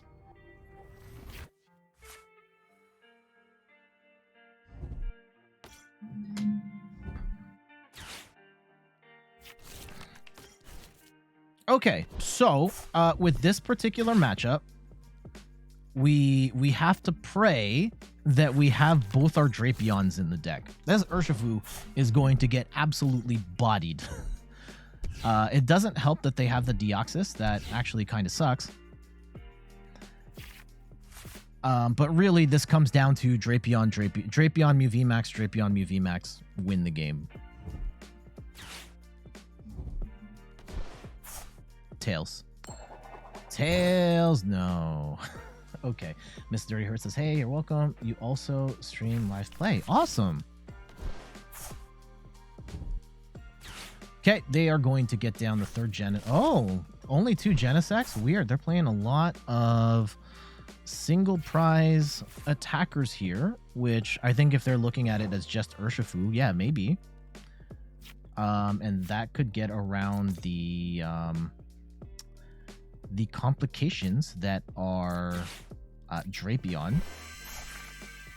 Now, let's go and see what we have in terms of... Ooh, you know what? I will...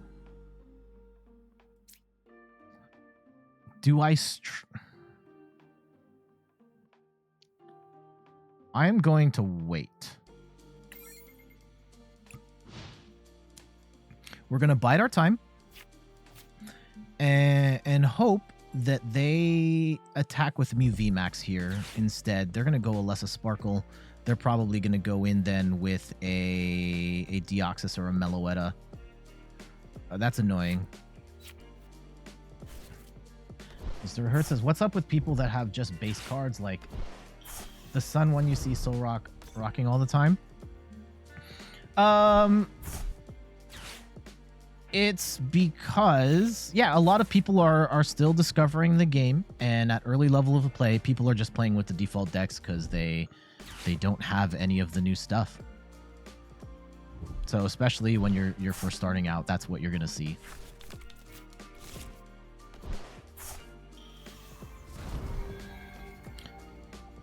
Okay, let's see how they play it. Let's see how they play it. Like, I imagine the... Oh, what are they going to grab? If they attack with Meloetta, that's going to suck. But it's not necessarily the end of the world. Yeah, they're going to attack with Meloetta here. And, I mean, uptrade, as they should. That stinks. But we can make some stuff happen here. We can make some stuff happen here. Okay, let's go Octillery. And I think the big thing here is let's go grab a Remoraid and let's grab an Ultra Ball. And while we're here, let's just make sure we have both of our Drapions. Great. Okay. Excellent. So what we're going to do is let's go and Ultra Ball away Urshifu and the basic energy. And we are going to grab ourselves a Inteleon VMAX.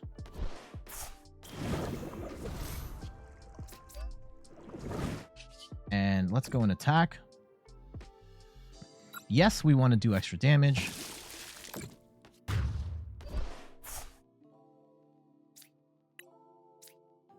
We need to get them to attack with Mew. And if we can do that, we win. And we also need to make sure they don't take out our Octilleries. Where'd my Ultra Ball go? What did I use the Ultra Ball for? Did I use it to get a...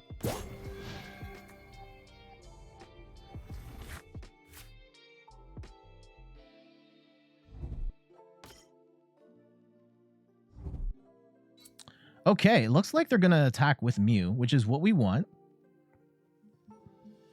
Lost Zone, any cards that get sent into the Lost Zone. So there are different cards that tell you to put cards in the Lost Zone once you trigger a specific thing. Damn it. Okay, do we have an out to Drapion off the judge? And the answer is... actually, yeah. Okay, cool. The hole only opens up when once cards go into the Lost Zone.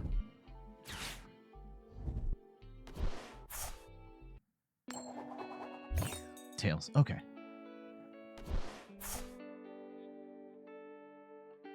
Yeah, as long as they're not one-shotting the Inteleon, I think we're okay.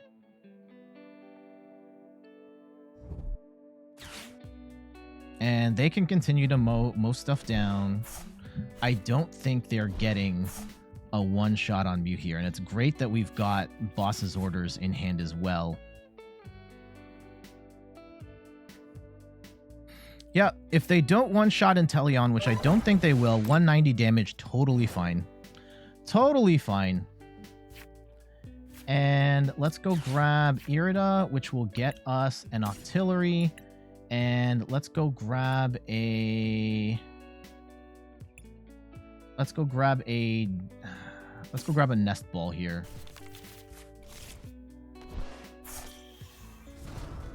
Okay, and what we're gonna do is let's go Drapion 1.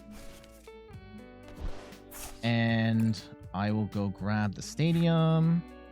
Please tell me we have 2 more of these. Yes, we do. And we need to get... We're praying to get lucky on... Off of the 3 prizes here. We need to have 1 more out to Drapion, and we win. Okay, yep. We're fine. This should just be GG's. Assuming we don't get judged here, which we very well might. We very well might.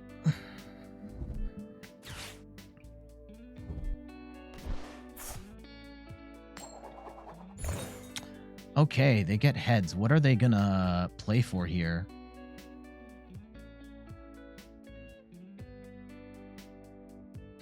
A Another question. Why does the prize card amount change? You lost the game before as you got 3 prizes and had only been getting 1 up to that point. You had 1,000 on 300.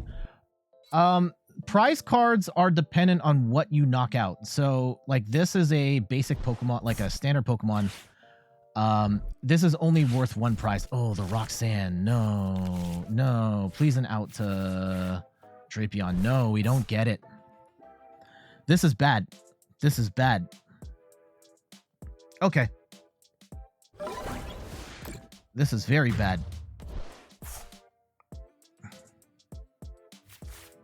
Okay, not necessarily the end of the game yet, but yeah, Mew VMAX is worth 3 prizes.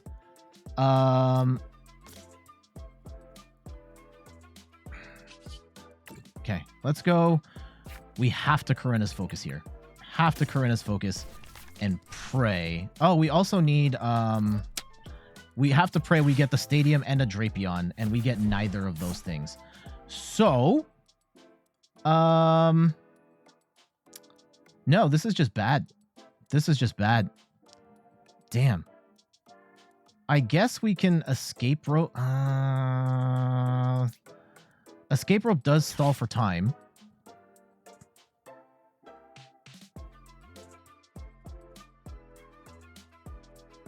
That judge really messed us up. Okay, let's end. Anything after Urshifu? At this point, probably not. At this point, probably not. I don't think we've gotten enough good material. Yeah, tails. Tails! They've hit every heads.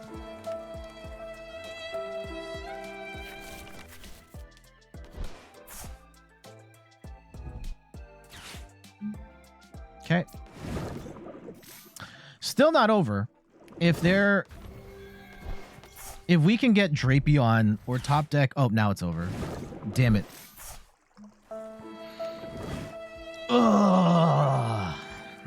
That one judge killed us. But yeah, this is Dirty Hurts. There are different prize values on cards. So like your standard yellow border or gray border card, that's going to be 1 prize. Pokemon V and V Stars and EXs are worth 2 prizes, and you can see it under the V rule here. And then V Maxes are worth 3. Damn. We had win. Even the double Drapion does not guarantee you the win with this deck, because yeah, you can just eat it. Holy cow, we are facing off against some very high ranked people here. Yeah, that's in exchange for those Pokemon having much higher health and more damaging attacks. They drop more prizes when they get knocked out. So your game plan very much is try to find a prize map, that the most efficient way of taking 6 prizes. Okay, here we go. All right, horrible hand again. Man, this deck.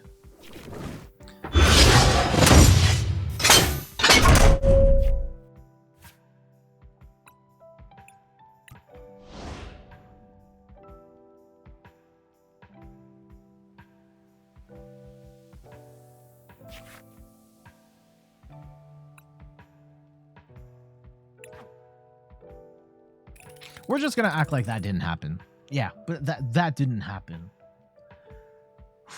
I think that's my biggest gripe with this deck, is that it feels very bricky and it can get stuck in ways that I really don't like.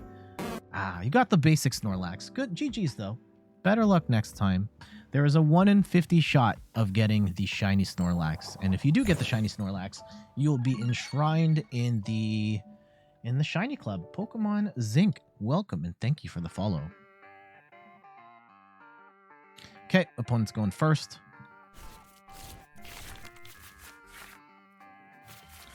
Again, these hands are brutal today.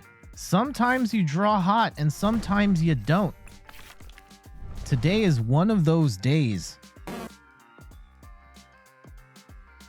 At least we have the Forest Seal Stone. that can get us some stuff. But, like, this is not ideal. Besh going for it. Oh, we're playing against Lugia. Lugia is... I think this is a bad matchup for this deck. We don't do enough damage on anything in particular.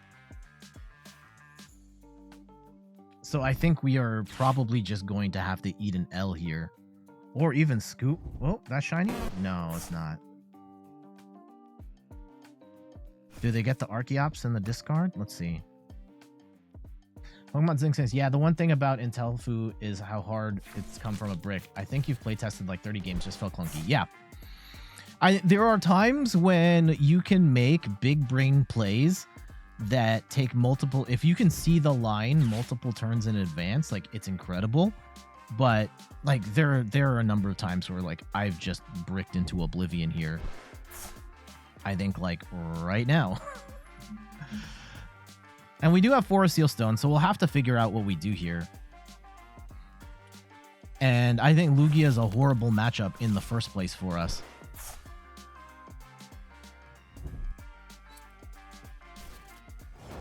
Where, yeah, they've only got one. Okay. Let's go get down a Remoraid. I think we have to research, right? And it does suck getting rid of...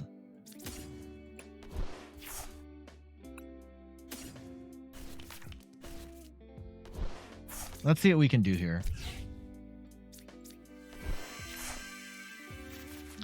Oof.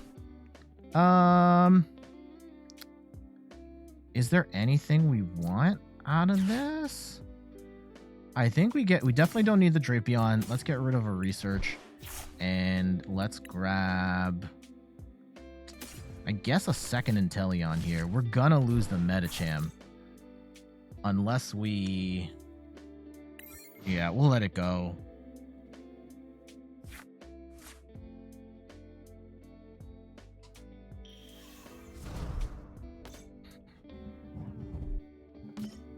If they get the 2, which I think they're gonna do here, they're gonna go play research. Odds are they're gonna get, yeah, they're gonna play Professor Burnett and just get it, and then we just lose. So yeah, that's a GG. Damn. Okay. Okay. This one was a bad matchup. I think we could have gotten set up better. And based on what they had, we would have gotten blown out. We don't do enough damage to knock out Tyranitar, and Tyranitar can potentially one-shot even Urshifu, depending on how things are set up. And yeah, we could have, like, maybe they prized 3 out of 4 single strike energy or something like that, but I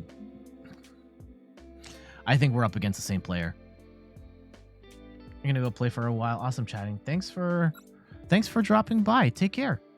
Hope you have fun. Okay.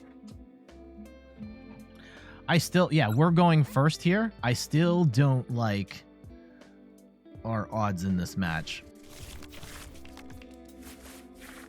Oh, and we're just starting the Drapion too?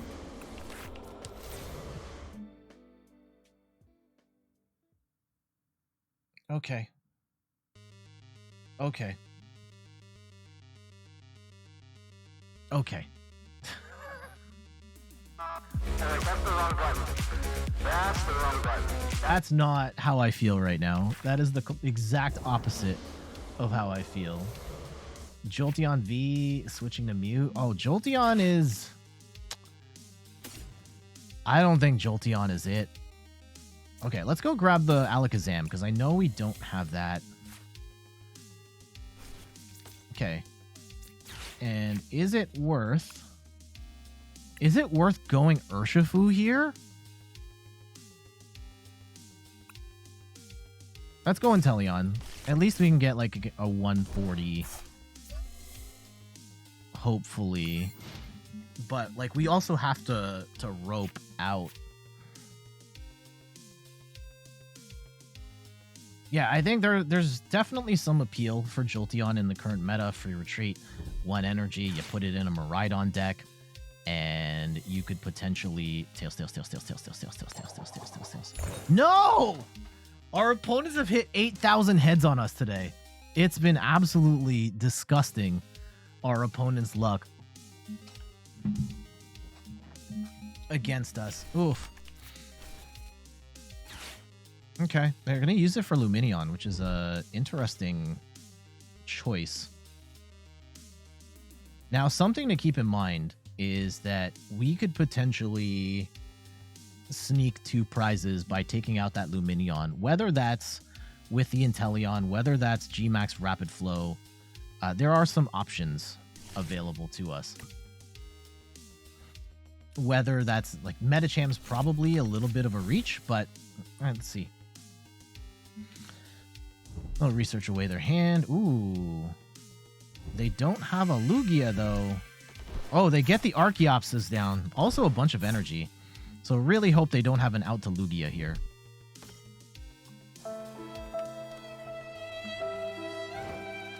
Okay. Okay. Let's go bench Urshifu. Let's go Mezagoza here. And what will we even... And it's Tails. Okay. Oh, now we get the Octillery. That's fine. But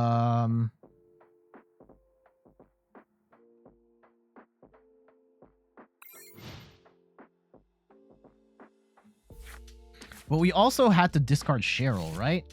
Yeah. So I think we just lose again. I mean, the 20, that might help us a little bit, but...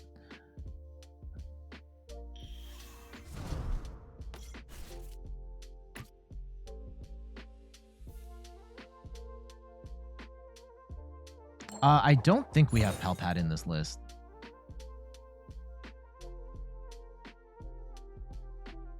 I can't remember. Variations of it have had Palpad in it. Palpad would be nice right now, for sure.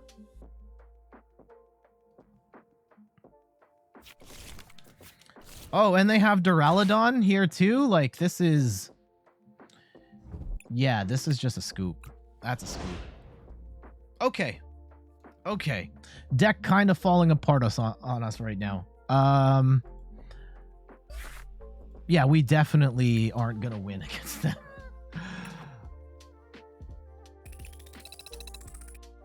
The Lugia deck you're playing against is what you're using to climb the ladder. It's a very good deck. It's a very good deck. More people should be playing Lugia on... Competitively, Lugia is one of, if not the most... Well, Lost Box is the most popular deck, but Lugia is incredibly popular in IRL competitive play, but not many people are playing it in live. And I think at least at lower levels of play, because it's not a free deck anymore.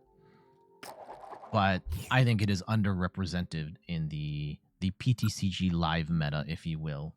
Actually, I do want to talk about that and just talk about my feelings on the current state of the game. Oof. Okay, I mean, this isn't necessarily the worst. We can get down a... Okay, and this is the match that we want. This is the match we want. We do get the Inteleons. Let's go grab... Let's go grab Remoraid. And I will grab... With Star Alchemy, let's go grab a Battle VIP Pass. And we'll throw down 2 Inteleons here. Do we leave room for the Medicham? Or do we go... I think we bench 2 Inteleons. And then we figure it out on the next turn.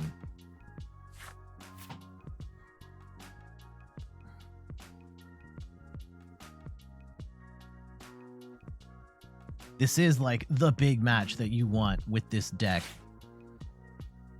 Now, we don't have any water, which is really bad. There's a couple of things we need here. We need water. We need the Medicham. They do get the Manaphy down, which is fine. You just target your double gunners to take out the Manaphy first. What I don't like about our current setup is that we are at risk of losing the Remoraid, which we really need. Really need. I like having double... Oh, it's a Sablezard build. Why would you bench Charizard now? What? What? What are you doing? What are you doing? Okay. Okay.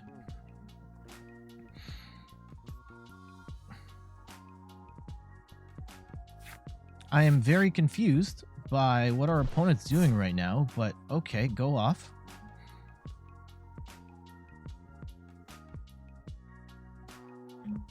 They've got 2 in the Lost Zone so far. They're going to add a third here in just a sec.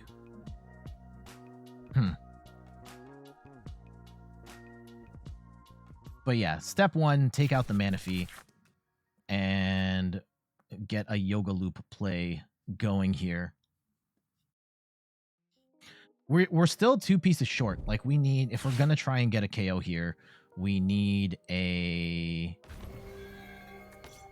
some stuff to make that work. We're going to need an energy, and like, we need a Rapid Strike energy, and we also need to retreat this Urshifu.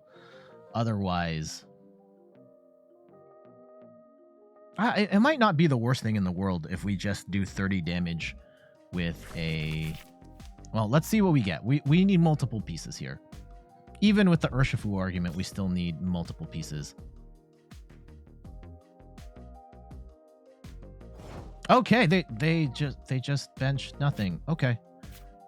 1, 2, and we are going to get an Octillery here. We only have 1 Octillery. That's not good. And we're gonna have to pray here a little bit. We need Korrina's focus, and off Korrina's focus, we're gonna need multiple pieces here. We need a way to retreat, and we need energy. That is not the right type of energy. However, we do get the Medicham down. That's good. And we can start chipping away at the Manaphy here. Okay, let's go and put it on the... Yeah, let's put it on the Sableye here. Right? And I can move this onto the Manaphy. And I will... Let's bench the Medicham. And do we... No, I'm not going to evolve to Urshifu right now. Actually... Yeah, I'm not going to evolve to Urshifu right now. We'll just leave it. We will at least get an attack off in the next turn.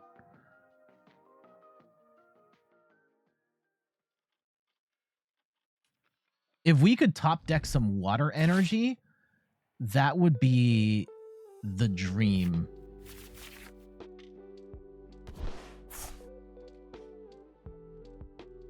Okay, they do get a switch out, so they're probably going to swing with something here.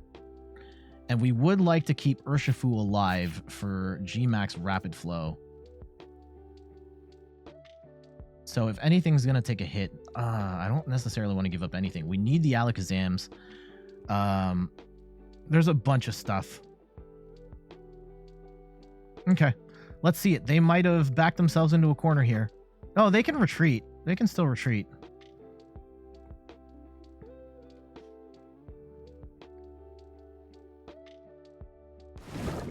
Oh, huh. Huh. I don't know if that was the play. Okay. I don't know why you waste your retreat on the man. Oh, just to heal. Okay, that was smart. That was smart. Okay, that makes things a little more complicated. Damn it. not giving my opponent enough credit here. All right.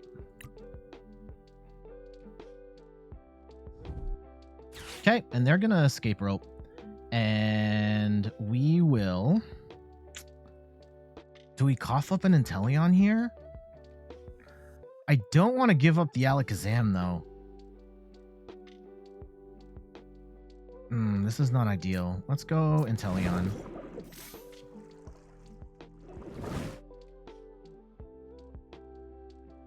Yeah, they saw... Oh, what? Oh, are they going to card again and then heal off all the damage? Yeah, they are. That's annoying.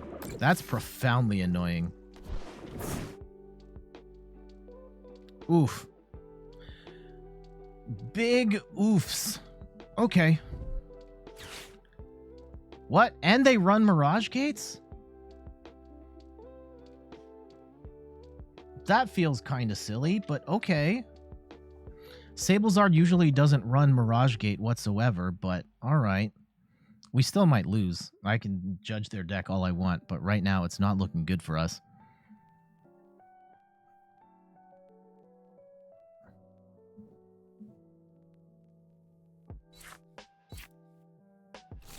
Yep. And they have, what, 8 in the Lost Zone? Okay. Ooh, and the Choice Belt.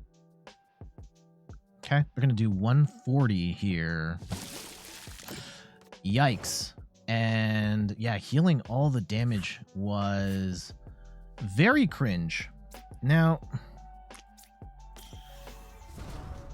I could do 150 on...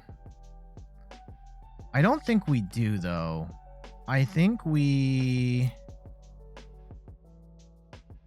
Okay, let's go Tower of Waters. I think we won. Let's go and Escape Rope here. Or do we just take out the... I think we just retreat. Let's keep it simple. And let's see what we can grab here off Rapid Strike Search. I don't think we can get really much of anything other than... Yeah, let's go grab some more Rapid Strike energy, I guess. Does suck. The healing the Manaphy damage off entirely was very good for them. That really hurts our strategy.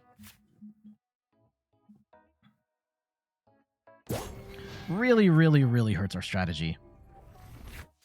And the fact that we have no water right now is doubly bad. You know, maybe we can pick off the Charizard, because the Charizard's absolutely horrifying. Let's see. Yeah, I do have issues with the way they've benched stuff. Like, I think it was way too early to bench the Charizard, too early to bench the Sableye. However, they made some really heads-up plays to heal off the Manaphy the way that they did.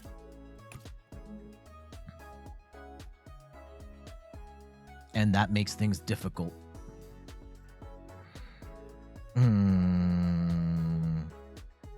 We really are in top deck mode.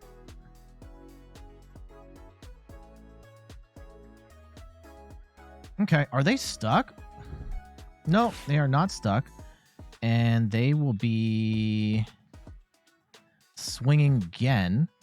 And I think we have to go... I think we go... No. I don't like any of these options. Okay, we're going Urshifu.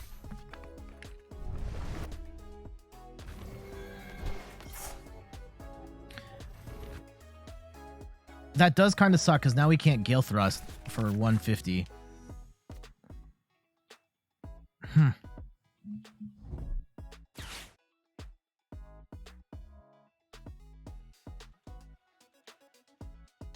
There's a thing I wanted to talk about after this.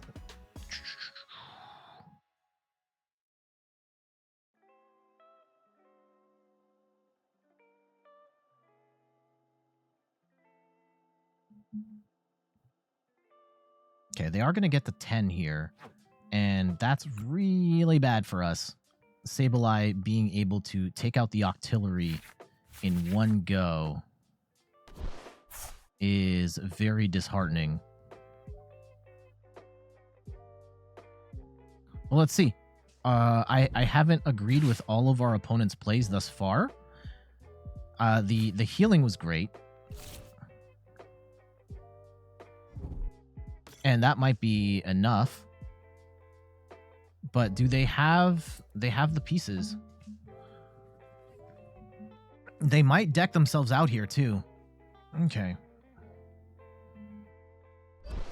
Let's see. And go in with Cram and do 110. Oh, no, they're going to go Sableye. All right. That's unfortunate if we lose the Octillery here.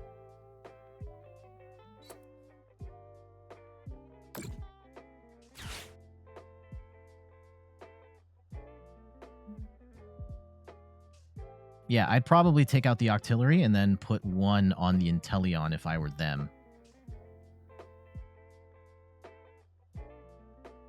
Yeah, that's what they're going for.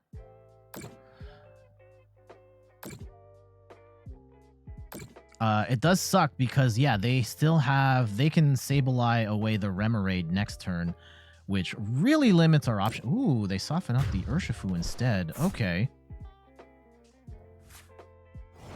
So now, like, I think we have to try and get the Remoraid set up. Unfortunately, it's going to come at the cost of... Okay. Yep, okay, we have to Escape Rope here. This is not ideal.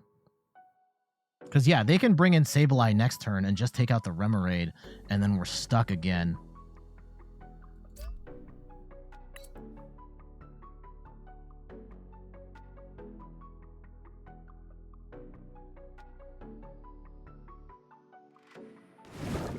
Okay. Ooh, they coughed up the Manaphy. I don't think that's gonna matter at this point in time. Unfortunately, we just don't have... Let's go. Yeah, we don't have enough pieces to get a G-Max Rapid Flow off. Okay, we get a research. Unfortunately, if we do that... Okay.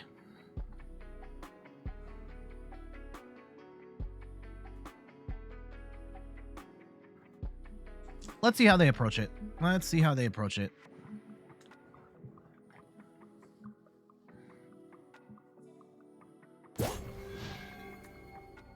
They can't take out Alakazam.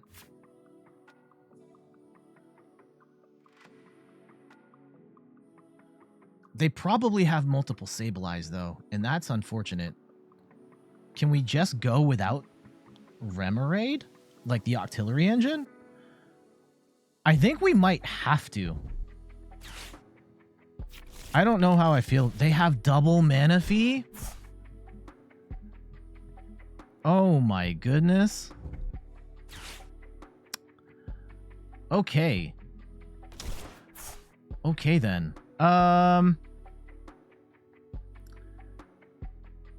Yeah, this is really depressing. We haven't been able to draw into any of our water. The Charizard is looming. We can thankfully one-shot the Charizard with either Inteleon or Urshifu if it comes down to it. But yeah, we're gonna struggle to get rolling here.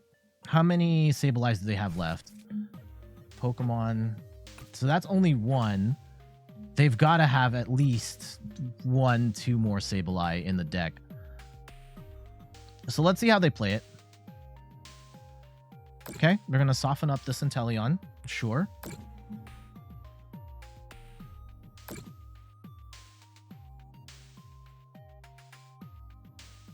It does make it tough because they are putting themselves in a position where they just need to one-shot one of these VMAXs and then they win.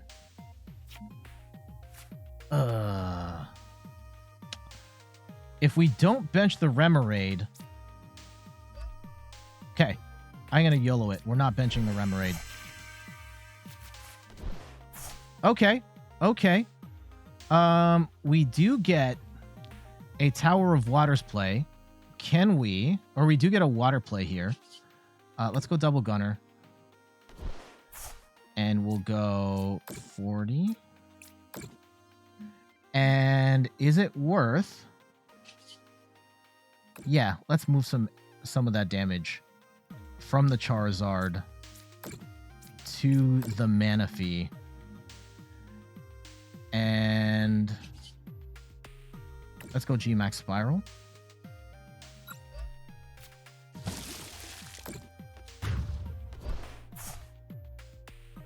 And we pray we get something worthy here. Okay.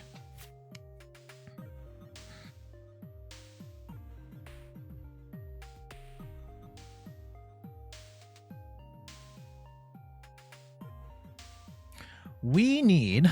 This isn't over yet. This isn't over yet. They also only have 8 cards, though I don't think that's going to matter as much.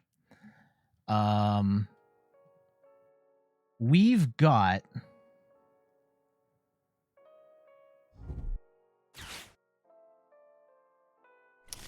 I think I see it. I think I see it. Assuming we don't get judged here, I think we win. I think we can win. Here's the play. Hopefully they're not watching the stream right now. Alakazam, move this energy, or move this damage to the Manaphy. Medicham, take that out, gets us the 2 prizes. Yoga Loop, we Melony to Urshifu, attach the other Rapid Strike energy, Gmax Rapid Flow, win. As long as they don't play Hand Disruption. Okay, they don't play Hand Disruption. And as long as they don't, yeah, as long as they don't knock out the Medicham, I think we've got them. And as long as they don't knock out the Alakazam. Okay, I think we got it, but this is like crazy 4D chess sort of lines here. Are they going to come in with the Charizard? What? Triple Manaphy! What? Are you kidding me? No!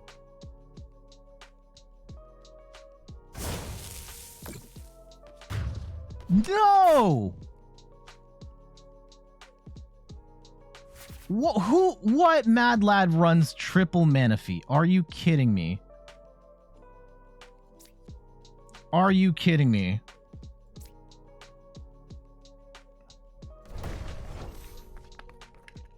Okay. Okay.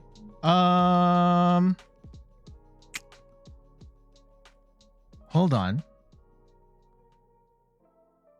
We double gunner.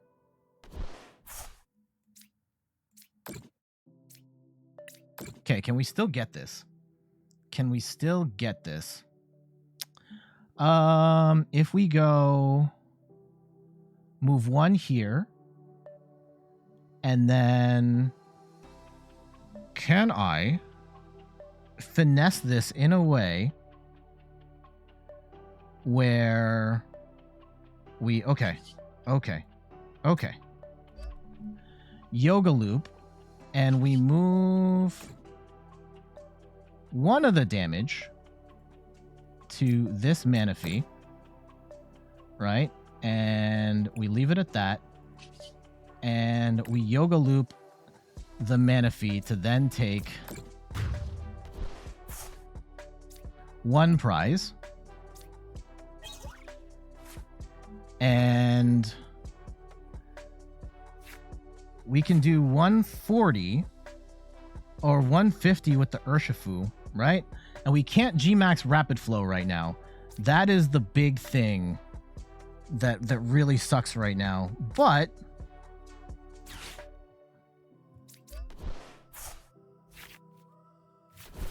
ooh.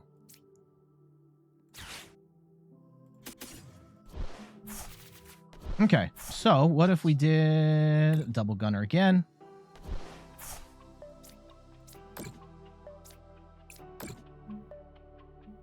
Can I double gunner? I cannot double gunner again. Okay. Let's go and... Oh, hold on.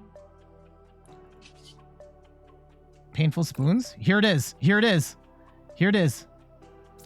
1, 2. We got him down to 1 prize. Oh my goodness. I can't believe it. I can't believe it. We attach to Urshifu. We G-Max Rapid Flow and take 2 more prizes. GG's. Holy cow.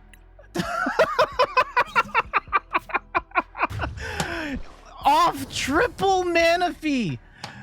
Off triple Manaphy. Still not enough to block the G-Max Rapid Flow.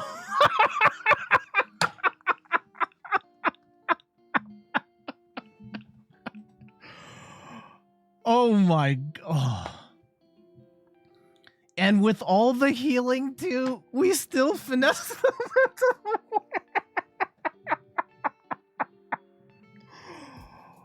Oh my god. Okay. Okay. Oh. And Kevin says it'll play 4. Wow. Triple Manaphy in the Sablezard deck.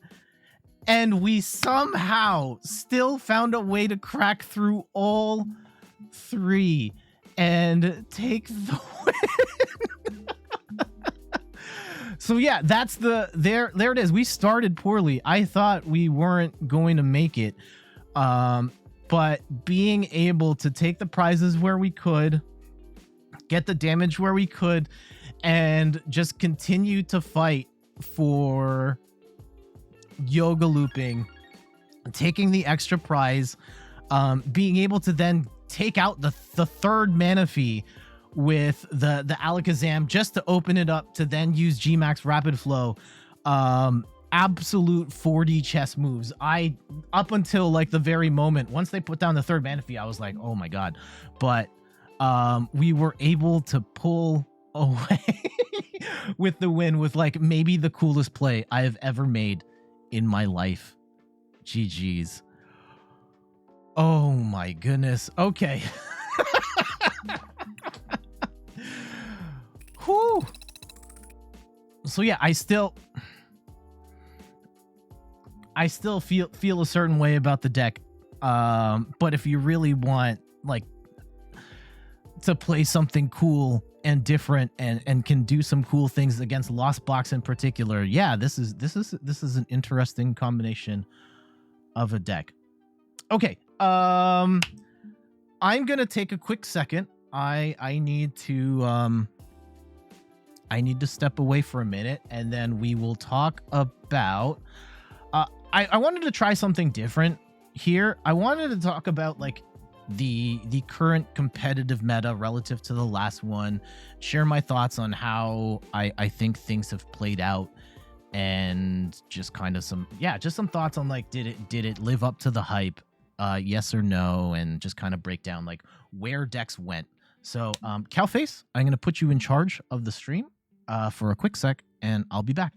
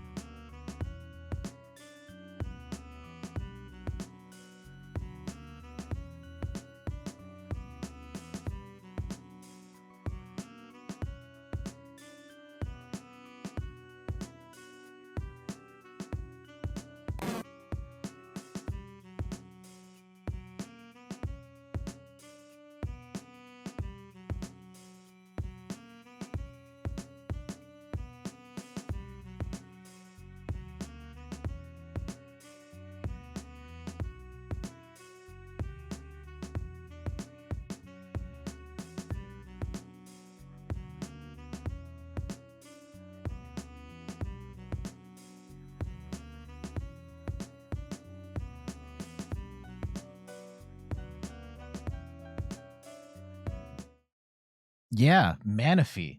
Everybody quad Manaphy in your deck. That is you will not win unless you have 4 Manaphys in your deck. Can we run 5 Manaphy?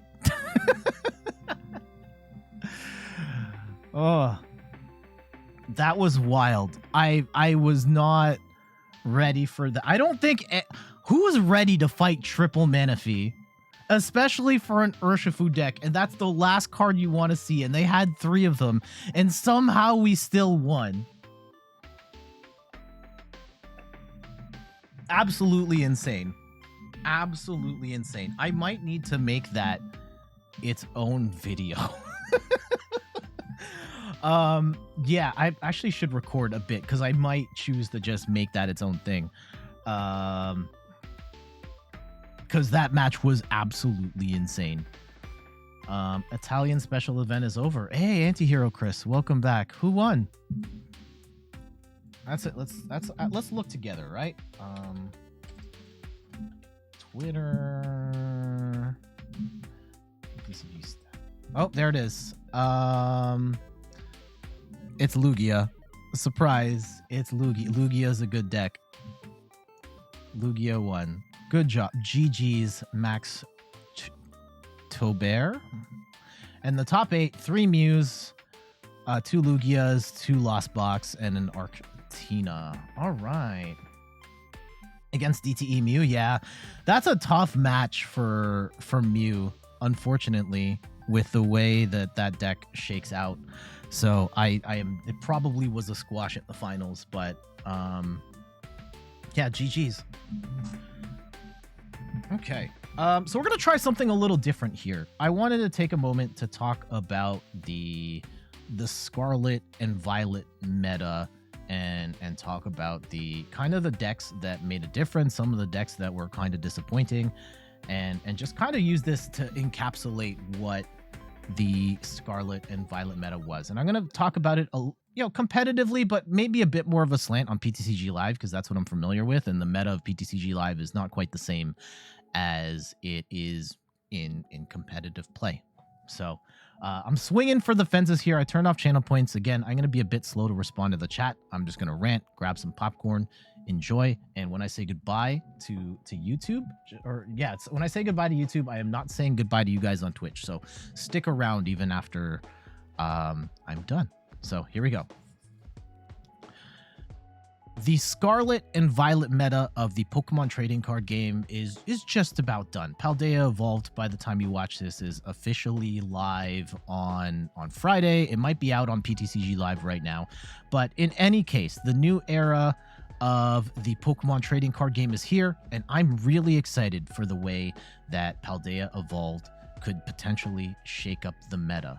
But what about the Scarlet and Violet meta? Looking in our rearview mirror, did it live up to, I can't speak to everybody's expectations, but did it live up to my hopes and dreams? So in today's video, I wanted to take a look back at where the meta was before Scarlet and Violet, what the meta currently is in Scarlet and Violet, and just see how things shook out.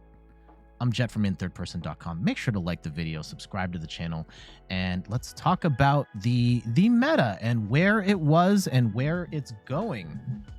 And so leading up to the launch of Scarlet and Violet, it was Lugia City. Yeah, as we can see, just using limitless data, which doesn't encapsulate IRL tournaments and stuff, Lugia was everywhere. 20% meta share in online tournaments, followed by Mew, Lost Box, Regigigas, Duraludon, and Lugia was absolutely crazy. Probably the most broken deck of the Sword and Shield era, and I think we were, as a community, really wanted to see Lugia go away. And I think early on we thought like, oh yeah, Lugia is gonna lose all these cards, it's gonna be bad. And as it turns out, now we move into the Scarlet and Violet meta, and no, I mean, it does lose stuff, right? As we can see, it moved from the #1 deck most played to the #3 deck, and its win rate is actually a little worse. It dropped by a percentage point. It's probably inconsequential. But Lugia did come back down to earth a bit, and we saw Lost Box kind of take that top spot. Maybe not as dominant as Lugia was in its prime, which is a good thing. I personally I don't like it when there's that one definitive deck that everyone's trying to beat. And with Lugia in particular, it was really hard to find answers against it. So we ended up with, a different meta to a certain extent, right? Lugia not as powerful, especially on PTCG Live, where in the previous meta, because Lugia was a free deck, everyone was playing Lugia, and now we don't see it nearly as much, despite it still being very strong, because it's not a free deck. And that does factor into the experience of playing Pokemon TCG, particularly Pokemon TCG Live. So instead, our top 10, we got a bunch of Lost Box decks, Gardevoir, Lugia, Archeops, Mew, and I think this is kind of where I get disappointed in where the meta went in Scarlet and Violet. Yes, Lugia did get knocked off of its perch at the top. However, most of these decks are kind of the same ones that were dominant last time around. Yeah, we lost Regigigas, and some of the Lost Box variants are a little different, but I don't think Scarlet and Violet did enough to shake up the meta in the way that I personally would have liked to. And I think in particular, like Gardevoir and Miraidon are fine, but I really didn't like. I felt like the second tier of decks were really disappointing, but we'll get to those. Let's go in order here of we'll work our way down to the different meta decks. And here's Lost Box. I know there's a billion different examples. You could play it with the Turbo build with the Dragonite. Here's the Kyogre build. There's the Sky Seal Stone build. Whichever version you play, Lost Box was the top of the ladder, on top of the tier list, because it's just so versatile as a deck. You can cherry pick the cards as you want. Of course, you have to be very mindful of which cards you're throwing into the Lost Zone, but just an incredibly strong deck with mostly single prize attackers or multi-prize attackers that let you uptrade with Sky Seal Stone, or let you do big damage that is easy to clean up later with Sableye. And I think that a lot of people were expecting this deck to fall off a little bit in light of the fact that Scoop Up Net was going away. And as it turns out, no, that was actually, that meme, the whole call an ambulance, not for me. That's kind of where this went, right? We lost Scoop Up Net, but then the Lost Box just put in more switch cards, and now you can't dodge the Sableye, and Sableye ended up being still a ridiculously busted card. And so whatever variation of Lost Box you're playing, Lost Box is ridiculously good. Now going forward, Lost Box may take a bit of a hit here just with the popularity of Iono, but I think Lost Box is going to continue to be a very strong deck. Also, Blast, welcome to the stream, and thank you so much for dropping by. Let's continue of talking about the decks that kind of made an impact here. Gardevoir. This has been kind of up and down. It made a big splash at EUIC with Tord Reklev getting second place, but it's been kind of shaky since. And I have been very up and down on Gardevoir. When I first started playing it, absolutely hated it. And then I kind of grew to be like, it's okay.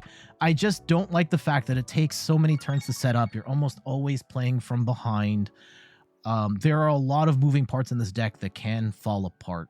And there are more and more counters, like the Arceus Umbreon deck has started to become popular. And I think from a PTCG Live perspective, Gardevoir has been busted the entire time. There have been multiple game-breaking glitches that cause the game to crash or cause you to not be able to attach energy. And at this point, we don't see Gardevoir nearly as much on PTCG Live because everybody knows it's busted. And I don't think that's fair to the players, and it's not fair to... it's not fair to the players because this is still a very strong deck. Despite, my feelings on it, it's still a strong deck that no one's playing in live because it doesn't work as it should. And that's really disappointing. We've also got Lugia. So we talked about Lugia a lot in the early bit of this video. And yeah, it just kind of changed. It adapted. It took out the Yveltal and the Yveltal, however you pronounce it. It has a different one instead. Kind of going the single strike route with the Tyranitar, possibly the Urshifu or the Duraludon. And this is still a very strong deck because you can just pull in. You can uptrade with Tyranitar on almost any multi-prize Pokemon in there, Urshifu if you're trying to be offensive to smash through shields like Duraludon, or you put Duraludon in here which blocks special energy. Again, just a very versatile deck. That being said, it is a lot less consistent than it used to be, having lost stuff like Quick Ball and Evo Incense, and it's a bit of a crapshoot, and you're doing coin flips with Mezagoza, and it's not as consistent as it once was. This was already not a deck that I liked playing very much, and the inconsistency of it made it like even more something I didn't want to play. That being said, still an incredibly strong archetype in the current meta. Mew VMAX. I think a number of people have been wanting Mew's demise, and if anything, it's come on strong of late. I know like Manaphy is not a primary thing, but Lost Box matchup, the Kyogre, some will play it. But anyhow, Mew VMAX continued to do very well, and it won like 4 majors recently. It was Malmo, Hartford, and a couple of other ones. And in particular, the Fusion build kind of came back and won some tournaments with the Meloetta and the Alessa Sparkle. But regardless of which version you played, Mew VMAX continued to be strong. Now going forward, there are some new cards coming out. Ting Lu that can shut off abilities, Spiritomb that can shut off abilities, and it's probably going to be worse for Mew. I would foresee that this version, the Fusion version, is going to be better going forward because you can attach Fusion Energy to Genesect so that it doesn't get hurt by the shutting off of abilities by Ting Lu and Spiritomb. Giratina V-Star, this is a weird one. In Japan, this deck does incredibly well, and internationally, it hasn't been as popular. I still think it's a very strong deck, but it might just be a thing of in a best-of-3 format, Giratina V-Star doesn't work as well or as consistently, but I do like it in the sense that Giratina gives you a great tool for hitting multi-prize attackers, doing so much damage. And you know, we were playing the Urshifu Inteleon deck today, and we got bodied by this version of Lost Box, despite the fact that the Urshifu Inteleon deck is really good at Lost Box, because yeah, Giratina can pretty much just one-shot a 3-prize Pokemon instantly, and that was really tough for us to come back from. Still a good deck, but not as big as it has been internationally, and I don't see that changing. It'll still be a good deck going forward, but I don't see it picking up momentum. Goodra is one of my favorite decks. It's my favorite way to play Lost Box, and it definitely made an impact on the competitive meta in the Scarlet Violet era. Again, it didn't lose much. It just lost, like, yeah, scoop up nets were thing. You just put in more switch cards, and it basically played the same. And Goodra is still very good, but with the rise of Duraludon in recent times, it does make it harder to play Goodra in the competitive meta, though I still love this deck. I still think it's going to be at least good going forward. Maybe not the like top tier deck that it once was, but still a good deck to play. Miraidon is the other new big archetype, and it's been kind of shaky, TBH. I think that as players have found out, like, it's awesome to hit turn 1 Electric Generator and smash for 220 on the first turn going second. However, it's very shaky. Almost all of the attackers are very squishy. Miraidon with only 220 and Raikou with only 200. You end up getting smashed very quickly, and on top of that, energy acceleration. You're in the Regieleki build in particular, you're really preying on Electric Generator to strike for you. When it doesn't, it just completely falls apart. Now, this is a deck, the Regieleki version has seen some top 8s here and there, and there's momentum for a more Flaffy based build with like Raichu, and maybe there's more room for Miraidon to grow. Maybe we'll see that in the next iteration. I see in the chat here, Lil Pikachu says it's terrible. I don't think it's terrible, but I don't think we have all of the pieces for this to be top tier. It does have a lot of upside, and I still think it is good, but it is not like a top tier deck in a way that's going to shake up the meta, at least not at this point in time. We also saw Arceus Giratina get some shine here. I actually wanted to point this out. In Silver Tempest, Arceus Giratina was all the way down here, the 45th most played deck with a 0.21% meta share. And in Scarlet and Violet, it jumped all the way up to number 5 and it did okay. It got like a 48% win rate. And now where is that tab? I can't even see it now. Here. Yeah. And yeah, we saw in competitive play, like Squovit had that moment on stream where it ended up pulling the Giratina V-Star with just the one card. I think this deck is okay. I personally don't like playing this one very much. I really struggled with it off stream, and then on stream it worked weirdly well. It's a very straightforward deck that does a lot of damage, and it does okay. Of the Arceus variants in the Scarlet and Violet era, I personally prefer Arceus Duraludon Umbreon, which I think is fantastic, and the Umbreon gives you that dark typing that also lets you hit Mew and Gardevoir for weakness, and on top of that, the free Gust in there as well. Not only, even if you're not hitting dark attackers, just being able to gust up what you want is very cool. And then Sablezard, it's another Lost Box. This one, there was a lot of talk in the videos I watched talking about, and Gazer Beam, welcome back. We're just kind of talking about the meta in the Scarlet and Violet. I saw a lot of talk about Sablezard. I've seen this deck on live like less than 5 times. And if you didn't watch the video of our Urshifu Inteleon versus the Sablezard deck, it was bonkers. Anyway, you have to watch how we fought against Triple Manaphy with Urshifu. Amazing match.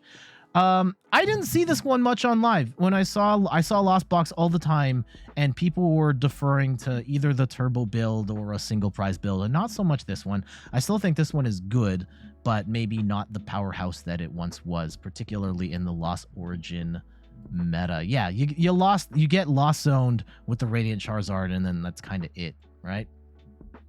And then it's like the last major deck, and we played this on stream today. Make sure to go back and watch the video. The Inteleon Urshifu, kind of on the outskirts of the meta. IMO, it's a pretty wonky deck, but it does have some good matchups against some of the better decks in the game. If you can get set up, you can do some really cool stuff against Lost Box. You can cheese your way to victory against Mew with double Drapion if you've got 2 Drapions in your deck. Very fun deck to play if you can get set up, and definitely can get some like crazy 4D chess plays like we did in the other video. I'll link it here. But yeah, this I think is going to be destined to be like on the fringes of competitive play, because it is a weird deck to play, and it kind of has some really bad matchups against some of the most meta relevant decks like a Lugia. I think where I got most disappointed in the Scarlet and Violet meta is sort of that next tier down of decks. Like, to me, I really loved the way that the Lost Origin meta was, where you had all these secondary decks. Like Zoroark V-Star was pretty good, Kyurem was really good, Goodra was really good, and that didn't really happen here. Like, yeah, Dialga came from Astral Radiance, and we did get a new way to play it with the Magnezone, but this wasn't consistent enough to really be competitively viable. If you are a fan of the Shadow Rider League battle deck, I think there were some early results in Japan that made me go like, oh, maybe Shadow Rider is going to be a thing. And like, no, it wasn't, unfortunately. Still a fun deck to play, but didn't really have the juice to keep up with the current meta. Palkia, we've got the League battle deck here, and this did get some play. It did get some placings here and there. However, I think that its power level, I think it is a solid rogue tier deck, and this could get better in the future.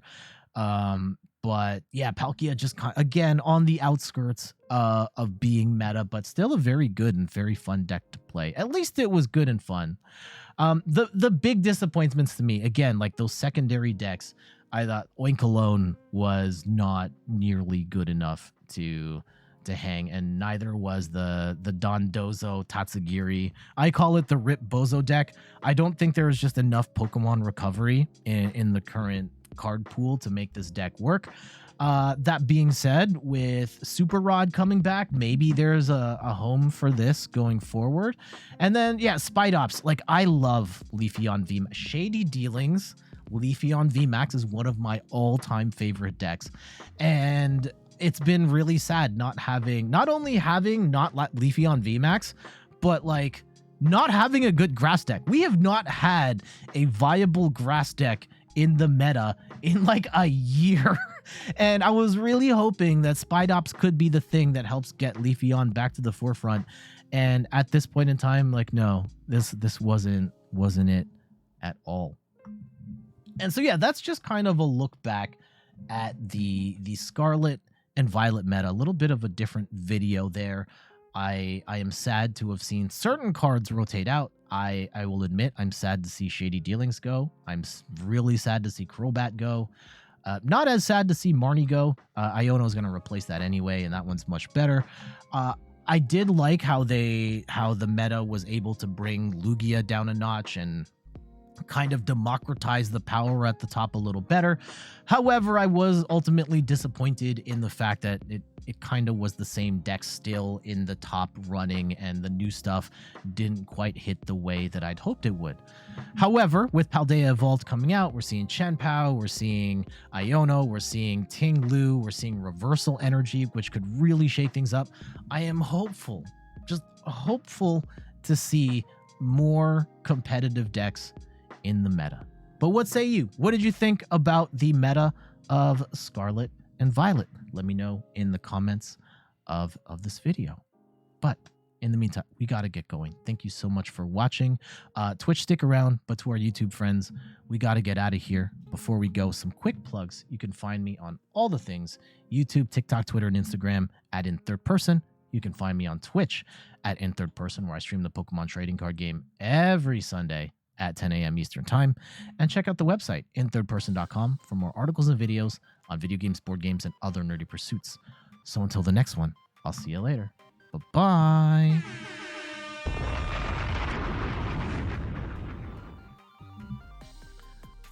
All right, we're back. Let's go play one more, and then I'm going to record some stuff. Like, we got to do the intro and outro. I got to explain how the deck works.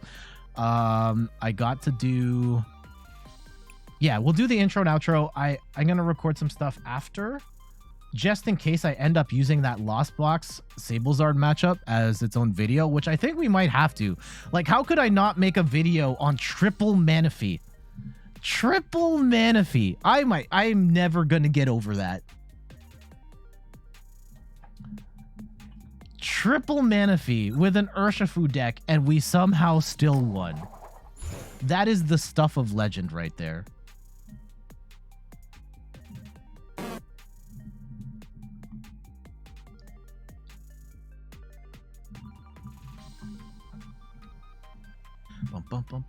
What do y'all got going on for the rest of the day?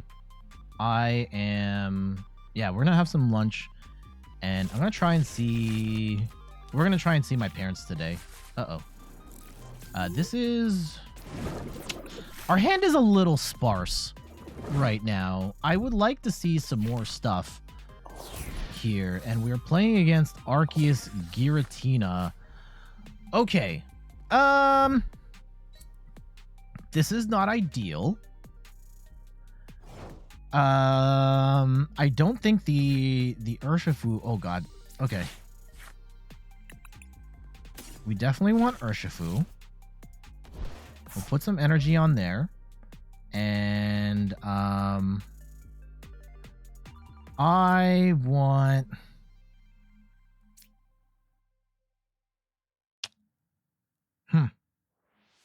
If we boss now...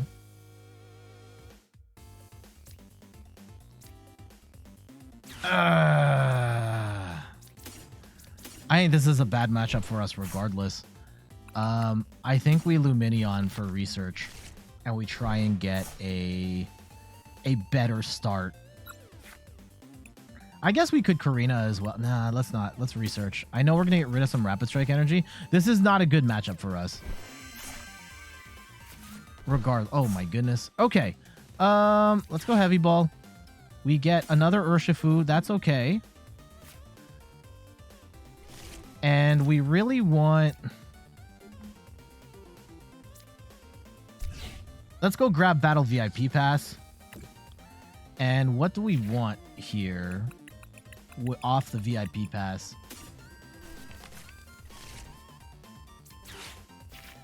I will grab... Do we just grab double Octillery?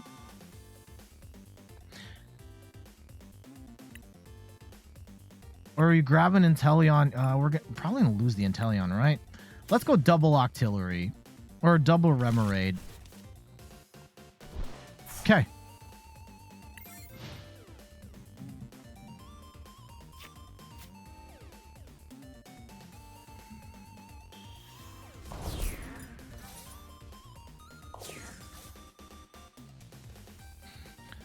What's the play?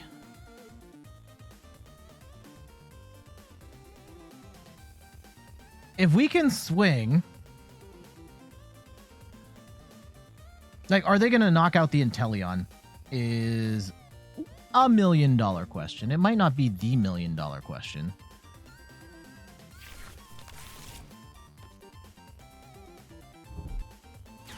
Let's see. Get down that Squovit.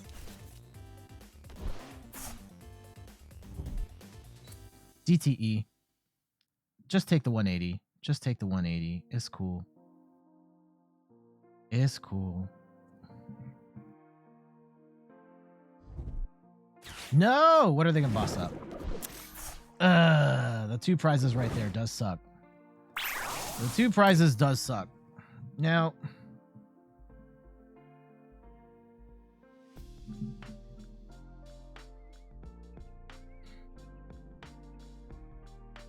If we can knock out the Arceus and they don't have Giratina V-Star, we might still be okay. We might still be okay. We need a couple of pieces to make this work, though. Right? Okay, does Clara get us anything good here? Lumineon might be good. Okay, let's go Inteleon. And... let's go grab ourselves an Octillery.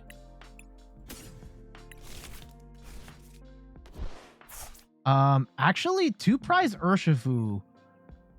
Like, if we just go in with Urshifu V, that might be enough, right? Just hit for 150. Is that the play? Like, actually? Okay. How do we can roll the dice.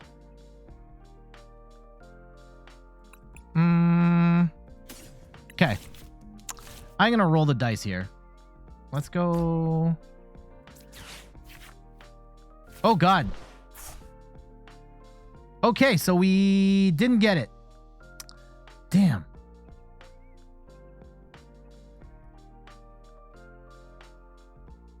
I think we scoop. Oh, that's not it. That's not it.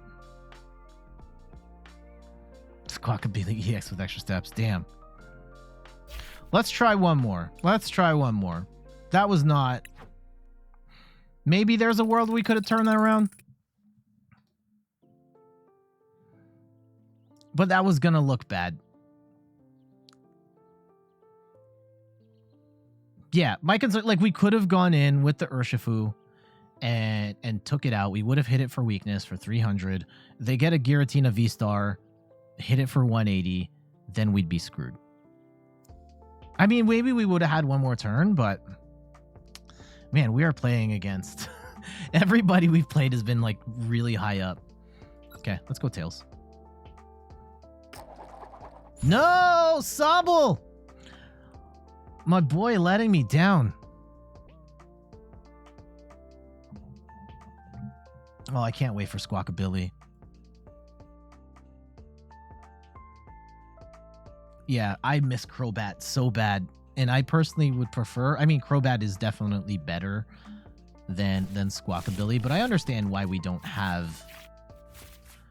Man, these... This is what kills me with this deck. Like, how...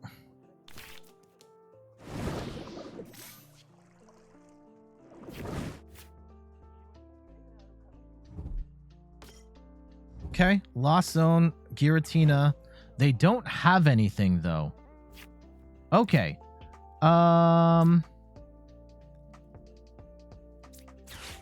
Let's go get rid of these pieces. And we will grab a Remoraid. And I will... Is it worth... I guess we could Irida for like... Yeah, let's Irida here. And we can grab like an Inteleon Battle VIP Pass thing. Or even Octillery Battle VIP Pass. Yeah. Did I throw water out? No, I did not. Okay. No, I need Inteleon and... Is it just 2 Inteleons here? It might be, yeah. Okay.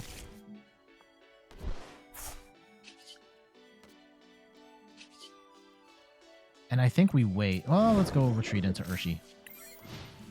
Or out. So at this point, we can still get...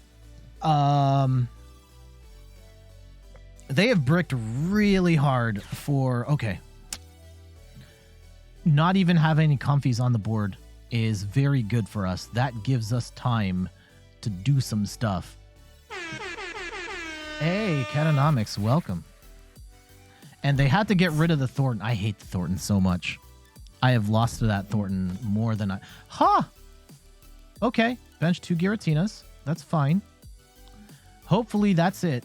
Hopefully we have hit the brickiest lost box that's ever bricked. Losing the Tower of Waters does suck, though. Not necessarily the worst fate. Okay, we do need we need more cards. We have to Korrina's focus and pray that we can get... Oh, okay. GG's. Ugh. Okay. Okay. We'll take that dub. All right. I think we're going to call it there. Let's do the intro and outro. And again, I am going to turn off the channel points. But this time when I say goodbye, I will be saying goodbye to everybody this time. Seeing all these Rapid Strike cards makes me want to play IRL Malamar was fun. It was a very 4D chess kind of deck. Shady dealings into a billion cards, into slapping VMAXs for 1 billion damage. Very annoying deck to play. I didn't like playing that deck at all. Sufmu, thank you for the follow. And Brooke LC22, thank you for the follow as well. I appreciate your company. I hope you're both doing well. Yeah, the Malamar deck. I used to hate that deck so much. I personally am glad it's out of here. But I know there are people who love playing that deck.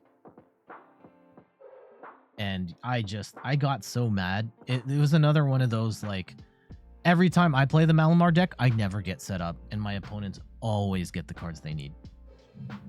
It was probably one of the coolest Rapid Strike decks. My favorite Rapid Strike deck easily was Urshifu Melony, when that was a thing where you could just Melony over and over again, and G-Max Rapid Flow for 120 to 2 targets was a viable thing before V-Star Pokemon came into the meta and kind of shut that down. That was my jam. Still one of my all-time favorite decks to play. I should probably do a video someday on my all-time favorite decks. What would be in there? Arcturalodon's one of them. Gazer Beam, cover your ears if you're still here. UV Max is one of them. Leafeon was one of those decks. I love playing Dragapult as well, being able to drop those extra damage counters and then, you know, get those multi-prize KOs afterwards. So good. Anyhow, let's go and talk about the losing Shady Dealings hurt the deck so hard. Yeah, it's completely dead, but I didn't give up on this deck. Yeah, you could technically play it with like Gardevoir or with the equivalent of, yeah, like you could play it with the equivalent of the Gardevoir, the Curlius, yeah, to mill through the deck, but it's not the same.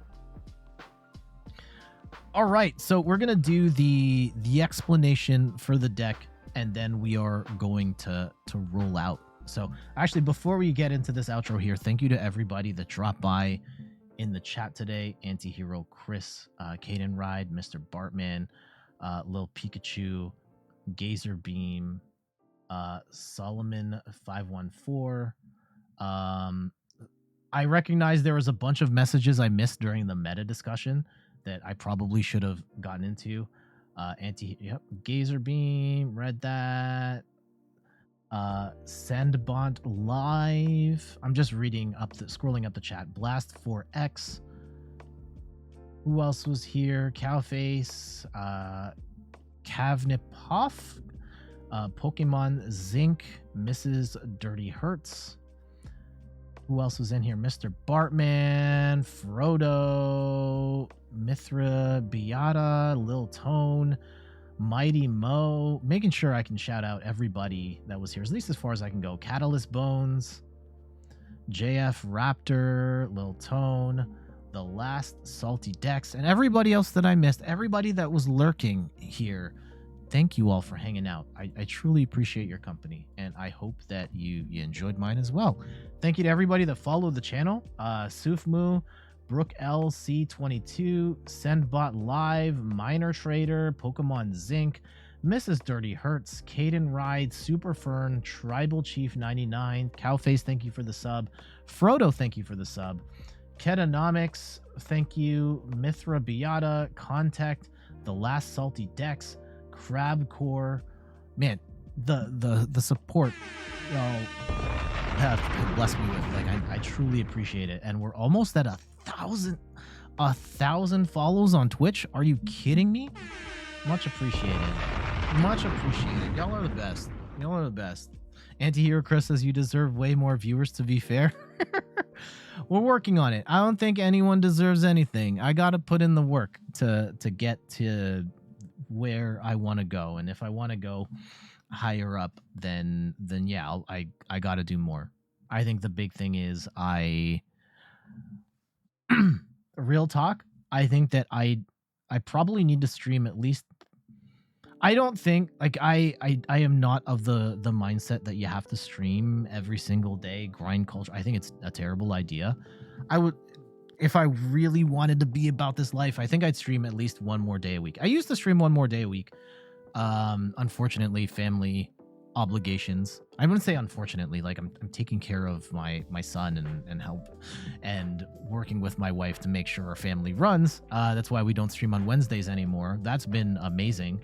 I love spending as much time with them as I can. But it comes at the cost of what we do here. So I just do the best with what I can with the time that we have here. And I am grateful for what I've been able to achieve. And yeah, the fact that this time last year we had 300 follows on the YouTube channel, and now we're at over 4,000 and climbing, and that's been absolutely phenomenal. So I will continue to do the best that I can with the time that I have. And we'll get there. We'll get there. I'm not too worried about it. I vividly remember the first year of streaming where there was 0 viewers all the time. I started streaming on YouTube and then Facebook and before moving to Twitch, and I went an entire year without seeing a single message in the chat. A single message. And I used to stream more then too than I do now. And to me, that was the most disheartening feeling in the world as a content creator. And I've created content on like a website, I've podcasted, made videos, and yeah, live streaming to 0 was the absolute worst. And to me, when I think about where the stream is at now, like it's always in the context of like, this used to be no one here. And the fact that there's anyone here that watches this and cares about what I do is absolutely amazing. So I'm always grateful for that.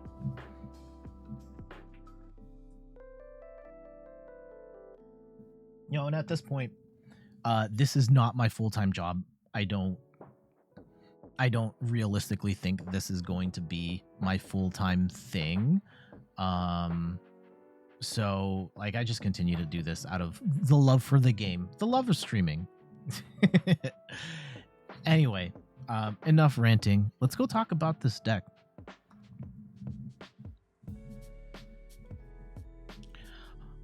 On the fringes of the meta is this Inteleon VMAX Urshifu VMAX deck, and it's definitely one of the weirdest decks in the current meta in competitive play, but it's also one of the coolest, and it's got some really interesting matchups against some of the best decks in the game. I'm Jet from inthirdperson.com. Make sure to like the video, subscribe to the channel, and let's talk about this Inteleon Urshifu deck. First off, we've got Inteleon VMAX, 320 HP. It's got 2 retreat, water type Pokemon, and it's got the ability Double Gunner. You must discard a water energy card from your hand, and when you do that, you get to drop 2 damage counters on 2 bench Pokemon. So 2020, which by itself doesn't seem so crazy. However, when you combine that, it's once per Inteleon. If you do that twice, so you get 40 damage, 40-40, you then use Radiant Alakazam to move 20 to a Comfey, and then you combo that into Medicham with the Yoga Loop, where you do 2 damage counters on one of your opponent's Pokemon. Then you get to take an extra turn. And it sounds like a lot because it is a lot.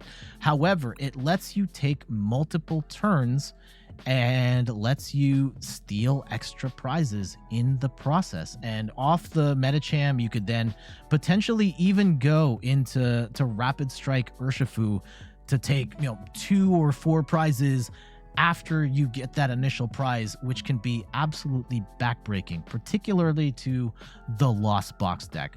On top of that, this deck runs 2 Drapions specifically for the Mew matchup. Otherwise, this deck would be pretty miserable against Mew.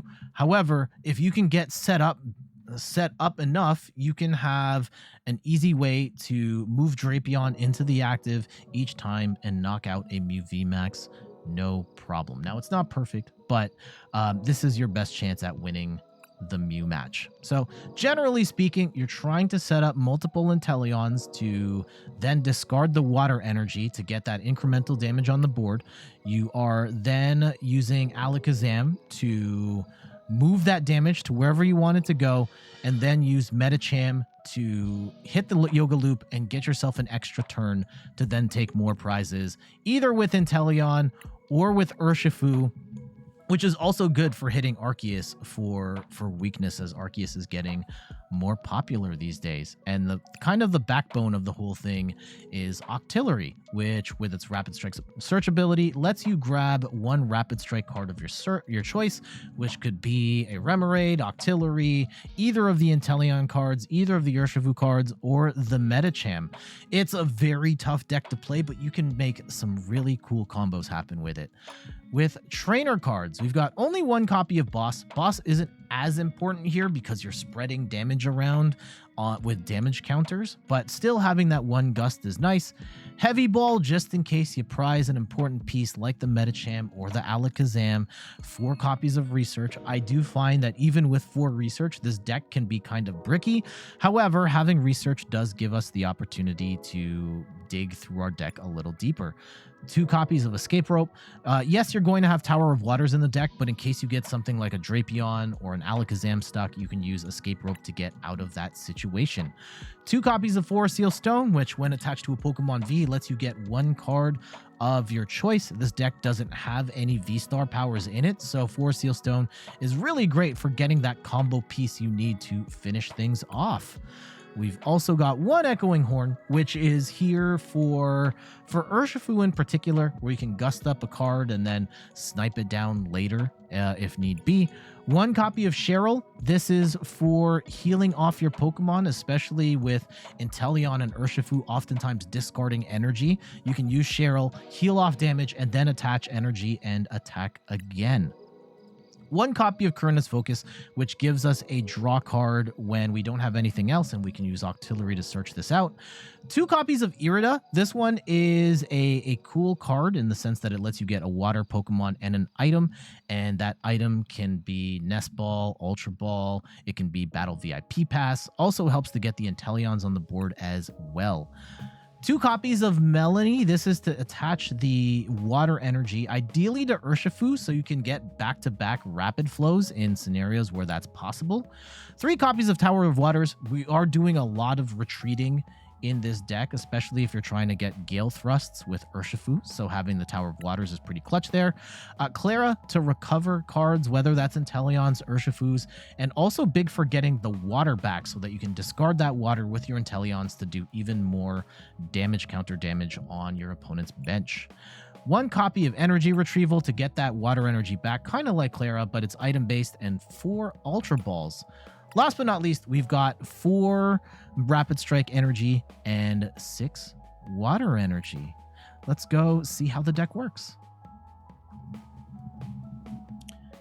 And there we go. That is a look at the Rapid Strike Inteleon Urshifu deck. Yes, it's a little weird. Yes, it has some really bad matchups against some of the most popular decks, but it does have some really cool tools against some of the best decks in the game, like a Mew VMAX, like a Lost Box, and in particular, with Lost Box being as popular as it is in competitive play and on PTCG Live, maybe this Inteleon Urshifu deck is something for you.